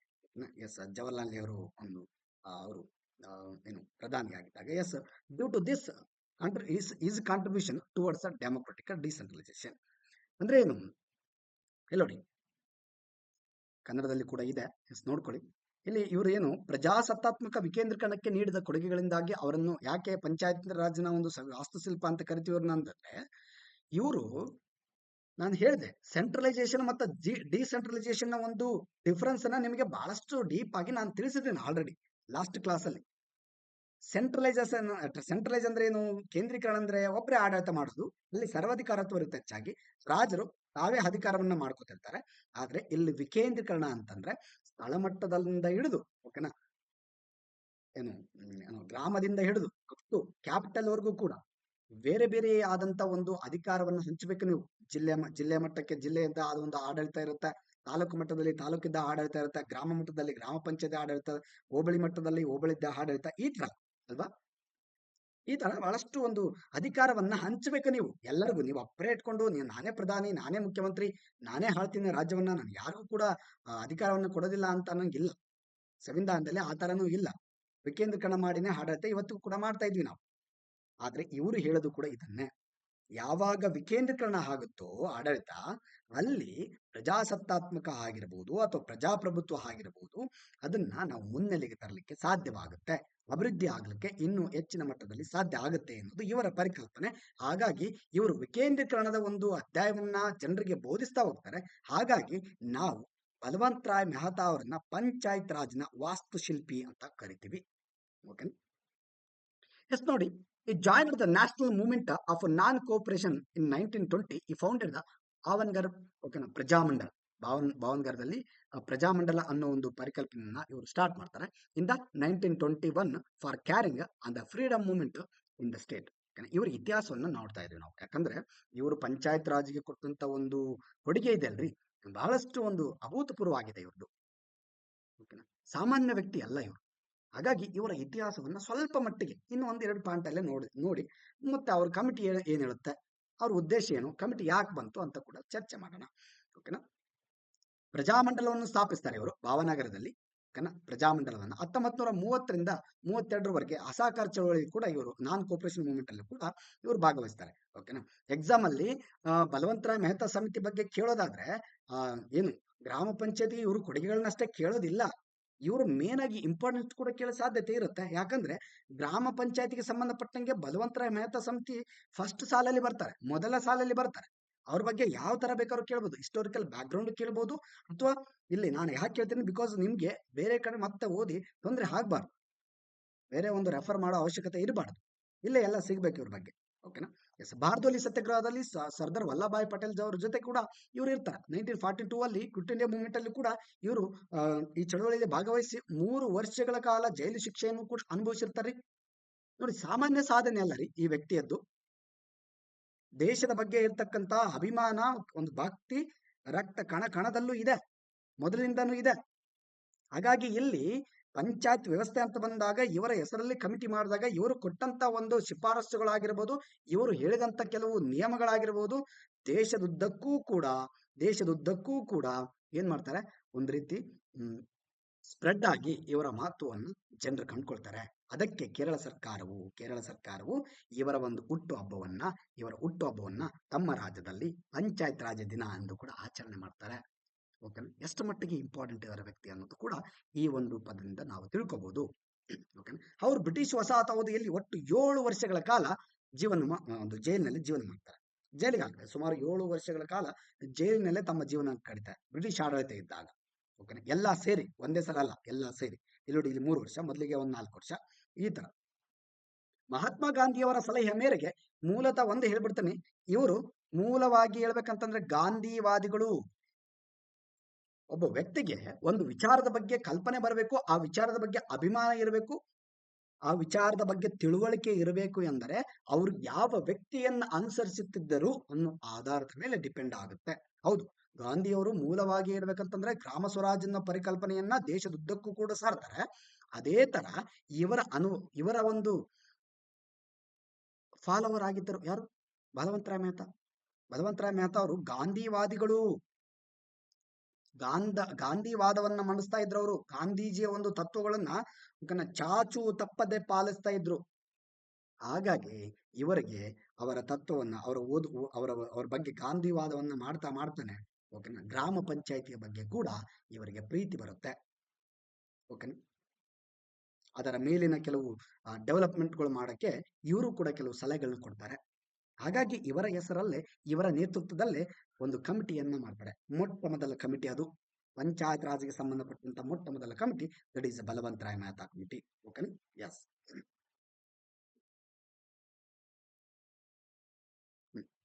ಜವಾಹರ್ಲಾಲ್ ನೆಹರು ಅವರು ಅಖಿಲ ಭಾರತ ಕಾಂಗ್ರೆಸ್ ಸಮಿತಿ ಅಧ್ಯಕ್ಷರಾಗಿದ್ದರು. ಅವರು ಅದರ ಪ್ರಧಾನ ಕಾರ್ಯದರ್ಶಿಯಾಗಿ ಆಯ್ಕೆ ಆದರು. ಓಕೆನಾ. ಯಾವಾಗ ಜವಾಹರ್ಲಾಲ್ ನೆಹರು ಅವರು ಅಖಿಲ ಭಾರತ ಕಾಂಗ್ರೆಸ್ನ ಅಧ್ಯಕ್ಷರಾಗಿರ್ತಾರೆ, ಆ ಟೈಮಲ್ಲಿ ಬಲವಂತ್ ರಾಯ್ ಅವರು ಕೂಡ ಆ ಒಂದು ಅಖಿಲ ಭಾರತ ಕಾಂಗ್ರೆಸ್ ಸಮಿತಿಯ ಕಾರ್ಯದರ್ಶಿಯಾಗಿ ಕೂಡ ವರ್ಕ್ ಮಾಡ್ತಾರೆ. ನೋಡಿ, ಬಹಳಷ್ಟು ಒಂದು ದೊಡ್ಡ ದೊಡ್ಡ ವ್ಯಕ್ತಿಗಳ ಜೊತೆ ಇವರು ಕೆಲಸ ಮಾಡ್ತಾರೆ. ಲಾಲ್ ಬೌದ್ ಒಂದು ಇವರು ಸರ್ದಾರ್ ವಲ್ಲಭಾಯ್ ಪಟೇಲ್ ಆಗಿರ್ಬೋದು, ಗಾಂಧೀಜಿ ಆಗಿರ್ಬೋದು, ನೆಹರು ಆಗಿರ್ಬೋದು, ದೇಶದ ಅತ್ಯುನ್ನತ ವ್ಯಕ್ತಿಗಳು ಇವರೆಲ್ಲ. ಅಂಥವ್ರ ಜೊತೆ ಕೆಲಸ ಮಾಡಿದ ಅನುಭವ ಬಲವಂತ್ ರಾಯ್ ಅವರಿಗೆ ಇತ್ತು. 1949ರಲ್ಲಿ 2 ಬಾರಿ ಆಯ್ಕೆ ಆಗ್ತಾರೆ ಇವರು ಕಾರ್ಯದರ್ಶಿಯಾಗಿ. ಓಕೆನಾ. ಇದಿಷ್ಟು ಅವರು ಕುರಿತಾದಂಥ ಒಂದು ಮಾಹಿತಿ. ಇನ್ನು ನೋಡ್ತಕ್ಕಂಥದ್ದು ಈ ಕಮಿಟಿಗೆ ಅವರ ಒಂದು ಶಿಫಾರಸುಗಳು ಏನಿದ್ದವು, ಯಾಕೆ ಈ ಸಮಿತಿಯನ್ನ ಮೊದಲ ಬಾರಿಗೆ ರಚನೆ ಮಾಡಿದ್ರು ಅನ್ನೋದನ್ನ ನಾವು ಸ್ಪಷ್ಟವಾಗಿ ತಿಳಿದುಕೊಳ್ಳಬೇಕು. ಅಂದಾಗ ಮಾತ್ರ ಈ ಸಮಿತಿಯ ಒಂದು ಉದ್ದೇಶ ಅಥವಾ ಮುಂದೆ ಬರತಕ್ಕಂಥ ಕೆಲವು ವಿಷಯಗಳು ಅರ್ಥ ಆಗ್ತವೆ. ಇಲ್ಲದ ಹೊರತು ಏನು ಅರ್ಥ ಆಗೋದಿಲ್ಲ. ಓಕೆನಾ. ಯಾಕೆ ಈ ಕಮಿಟಿ ರಚನೆ ಆಯಿತು ಅನ್ನೋದು ಮುಖ್ಯ. ಓಕೆನಾ. ಇಲ್ಲಿ ನೋಡಿ, ಇಲ್ಲಿ ಒಂದಿದೆ. The Balwant Rai Mehta committee was a committee originally appointed by the government of India on 16 January 1957. 1957 ಜನವರಿ 16ರಲ್ಲಿ ಈ ಒಂದು ಕಮಿಟಿ ಸ್ಥಾಪನೆ ಆಗುತ್ತೆ. Examine the working of the community development programme and national extensive programme all service. ಓಕೆನಾ. ಇದನ್ನು ಪ್ರೋಗ್ರಾಮ್ ಅಂತಾನು ಅನ್ಕೊಳ್ಳಿ, ಸರ್ವಿಸ್ ಅಂದ್ರೂ ತಪ್ಪಿಲ್ಲ. ಓಕೆನಾ. ಎಕ್ಸ್ಟೆನ್ಷನ್ ಪ್ರೋಗ್ರಾಮ್ ಏನಿದು, and to suggest major for their better working. ಓಕೆನಾ.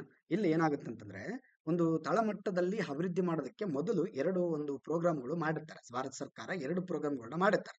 ಒಂದು ಯಾವುದು, CDP ಅಂತ, ಒಂದು ಕಮ್ಯುನಿಟಿ ಡೆವಲಪ್ಮೆಂಟ್ ಪ್ರೋಗ್ರಾಮ್ ಅಂತ, CDP ಅಂತ. ಇನ್ನೊಂದು NEP ಅಂತ. ಮತ್ತೆ ಇವಾಗಿರ್ತಕ್ಕಂಥ ನ್ಯೂ ಎಜುಕೇಶನ್ ಪಾಲಿಸಿ ಅಲ್ಲ, ಇದು NEP ಬೇರೆ. ಓಕೆನಾ. NEP ಅಂತಂದ್ರೆ ನ್ಯಾಷನಲ್ ಎಕ್ಸ್ಟೆನ್ಷನ್ ಪ್ರೋಗ್ರಾಮ್ ಅಥವಾ ನ್ಯಾಷನಲ್ ಎಕ್ಸ್ಟೆನ್ಷನ್ ಸರ್ವಿಸ್ ಅಂತಾನು ಕರೀತಾರೆ. ಇವೆರಡು ಏನಿದ್ದವು, ಇವೆರಡು ಏನಂತಂದ್ರೆ ಈ ಕನ್ನಡದಲ್ಲಿ ಓದಿದಾಗ ಅರ್ಥ ಆಗುತ್ತೆ ನಿಮಗೆ. CDP ಅಂದ್ರೆ ಏನು, ಕಮ್ಯುನಿಟಿ ಡೆವಲಪ್ಮೆಂಟ್ ಪ್ರೋಗ್ರಾಮ್ ಅಂದ್ರೆ ಸಮುದಾಯ ಅಭಿವೃದ್ಧಿ ಕಾರ್ಯಕ್ರಮ. ಎಷ್ಟರಲ್ಲಿ ಜಾರಿ ಆಗುತ್ತೆ ಇದು, 1952 ಅಕ್ಟೋಬರ್ 2 ಗಾಂಧೀಜಿಯ ಹುಟ್ಟಿನ ದಿನದ ಜಯಂತಿ, ಗಾಂಧಿ ಜಯಂತಿ ಎಂದು ಇದನ್ನ ಸ್ಟಾರ್ಟ್ ಮಾಡ್ತಾರೆ, ಅವರ ಸವಿ ನೆನಪಿಗಾಗಿ. ಏನಾಗುತ್ತೆ ಇದು, ಸಮುದಾಯ ಅಭಿವೃದ್ಧಿ ಕಾರ್ಯಕ್ರಮ, ಕಮ್ಯುನಿಟಿ ಡೆವಲಪ್ಮೆಂಟ್ ಪ್ರೋಗ್ರಾಮ್ ಅನ್ನ ಯಾಕೆ ಮಾಡ್ತಾರೆ ಅಂತಂದ್ರೆ, ತಳಮಟ್ಟದಲ್ಲಿ ಸ್ಥಳೀಯ ಮಟ್ಟದಲ್ಲಿ ಸಮುದಾಯಗಳು ಅಭಿವೃದ್ಧಿ ಆಗ್ಬೇಕು ಅನ್ನೋದಕ್ಕೆ ಒಂದು ಪ್ರೋಗ್ರಾಮ್ ಅನ್ನು ಮಾಡ್ತಾರೆ. ಈ ಪ್ರೋಗ್ರಾಮಿನ ಅಡಿಯಲ್ಲಿ ಎಲ್ಲವೂ ಕೂಡ ಡೆವಲಪ್ಮೆಂಟ್ ಮಾಡ್ತಕ್ಕಂಥ ಕೆಲಸವನ್ನ ಭಾರತ ಸರ್ಕಾರ ಮಾಡ್ತಾ ಇರುತ್ತೆ. ಆದ್ರೆ ಅವುಗಳ ಉತ್ತಮ ಕೆಲಸಕ್ಕಾಗಿ ಕಾರ್ಯಕ್ರಮಗಳನ್ನು ಸೂಚಿಸಲು ಕೆಲವು ಸಮಿತಿಗಳನ್ನ ನೇಮಿಸ್ತಾರೆ. ಯಾವುದು, ಒಂದು ಇನ್ನೊಂದಿದೆ ರಾಷ್ಟ್ರೀಯ ವಿಸ್ತರಣಾ ಕಾರ್ಯಕ್ರಮ, ವಿಸ್ತರಣಾ ಸೇವೆ. ಇಲ್ಲಿ CDP ಮತ್ತೆ NEP ಅನ್ನೋ 2 ಪ್ರೋಗ್ರಾಮ್ಗಳಿವು. ಇಲ್ಲಿ ಇನ್ನೊಂದೇನು, NEP ಅಂದ್ರೇನು, ರಾಷ್ಟ್ರೀಯ ವಿಸ್ತರಣಾ ಎಕ್ಸ್ಟೆನ್ಷನ್, ರಾಷ್ಟ್ರೀಯ ವಿಸ್ತರಣಾ ಕಾರ್ಯಕ್ರಮ, NEP ವಿಸ್ತರಣಾ ಪ್ರೋಗ್ರಾಮ್ ಅಂತ ಕರಿತೀವಿ. ಇವೆರಡು ಏನಂತಂದ್ರೆ ಸ್ಥಳೀಯ ಮಟ್ಟದಲ್ಲಿ, ಹೆಸರಲ್ಲಿದೆ ನೋಡಿ, ಹೆಸರಲ್ಲಿದೆ, ಸ್ಥಳೀಯ ಮಟ್ಟದಲ್ಲಿ ಸಮುದಾಯವನ್ನ ಅಭಿವೃದ್ಧಿ ಮಾಡ್ತಕ್ಕಂಥ ಕೆಲಸ ಮಾಡೋದಕ್ಕೆ ಈ ಪ್ರೋಗ್ರಾಮ್ಗಳನ್ನ ಫಸ್ಟ್ ನೇಮಕ ಮಾಡ್ತಾರೆ ಭಾರತ ಸರ್ಕಾರ. ಇದು ಏನಂತಂದ್ರೆ 1952ರಲ್ಲಿ CDP ಬರುತ್ತೆ. ಇದಾದ ನಂತರ ಬರ್ತಕ್ಕಂಥದ್ದು NEP. 1900 ಐ ಥಿಂಕ್ ಅದು NEP ಎಷ್ಟು 1953 ಎಲ್ಲ ಬರುತ್ತೆ. 1 ವರ್ಷ ಇದಾದ ನಂತರ ಏನು CDP ಬರುತ್ತೆ, ಅದಾದ 1 ವರ್ಷದ ಬಳಿಕ NEP ನ ಸ್ಟಾರ್ಟ್ ಮಾಡ್ತಾರೆ. ಇದೇ ಪ್ರೋಗ್ರಾಮ್. ಆಲ್ಮೋಸ್ಟ್ ಇವೆರಡು ಕೂಡ ಒಂದು ರೀತಿ ಸಿಮಿಲರ್ ಆಗಿರ್ತಕ್ಕಂಥ ಪ್ರೋಗ್ರಾಮ್ಗಳೇ. ಓಕೆನಾ. ಸೊ ಈಗೇನಾಗುತ್ತೆ, ಈಗ ಇದು ಹೇಳಿದ್ರಿ ಸರ್, ಯಾವ್ದಾವ್ದೋ ಹೇಳ್ತಿದ್ರಲ್ಲ ನೀವು, ಬಲವಂತ್ ರಾಯ್ ಮೆಹ್ತಾ ಕಮಿಟಿ ಹೇಳಂದ್ರೆ. ಓಕೆನಾ. ಸರಿ, ಅದಕ್ಕೆ ನಾನು ಉತ್ತರ ಕೊಡುವಂತ ಕೆಲಸ ಮಾಡ್ತೇನೆ. ಬಲವಂತ್ ರಾಯ್ ಮೆಹ್ತಾ ಸಮಿತಿ ಯಾಕೆ ರಚನೆ ಆಯ್ತು ಅಂತಂದ್ರೆ, CDP ಪ್ರೋಗ್ರಾಮ್ ಆಗಿರ್ಬೋದು, NEP ಪ್ರೋಗ್ರಾಮ್ಗಳಾಗಿರ್ಬೋದು, ಭಾರತ ಸರ್ಕಾರ ಏನು ಮಾಡುತ್ತೆ, ಆದ್ರೆ ಇವು ಸರಿಯಾದ ಒಂದು ಸಾಧನೆ ಮಾಡೋದಿಲ್ಲ, ಕೆಲಸ ಮಾಡೋದಿಲ್ಲ, ಅಷ್ಟು ಎಫೆಕ್ಟಿವ್ ಆಗಿ ಕೆಲಸ ಮಾಡೋದಿಲ್ಲ, ಇಂಪ್ಲಿಮೆಂಟ್ ಆಗೋದಿಲ್ಲ, ಅನುಷ್ಠಾನ ಆಗೋದಿಲ್ಲ, ಜಾರಿ ಆಗೋದಿಲ್ಲ, ಸರಿಯಾಗಿ ಜಾರಿ ಆಗೋದಿಲ್ಲ. ಇವುಗಳು ಅಧಿಕಾರಿಗಳು ಸರಿಯಾದ ರೀತಿ ಎಕ್ಸಿಕ್ಯೂಟ್ ಮಾಡೋದಿಲ್ಲ, ಕಾರ್ಯರೂಪಕ್ಕೆ ಅವುಗಳನ್ನ ತರೋದಿಲ್ಲ. ಸರ್ಕಾರ ಹೆಸರಿಗೆ ಮಾತ್ರ ಮಾಡಿದಂತಾಗುತ್ತೆ ಈ ಕಾರ್ಯಕ್ರಮಗಳನ್ನ. ಹಾಗಾಗಿ ಸರ್ಕಾರ ನಿರ್ಧಾರ ಮಾಡುತ್ತೆ, ಯಾಕಿದು ಹಿಂಗಾಗ್ತಾ ಇದೆ. CDP ಮತ್ತೆ NEP ಎಷ್ಟೆಲ್ಲ ಕನಸು ಕಟ್ಟಿದ್ವಿ, ಕನಸಿನ ಕೂಸುಗಳು ಕೂಡ ಅಂತಾರ್ರಿ. ಓಕೆನಾ. ಭಾರತ ಸರ್ಕಾರದ ಕನಸಿನ ಕೂಸುಗಳು ಅಂತ ಕೂಡ ಅಂತಾರೆ.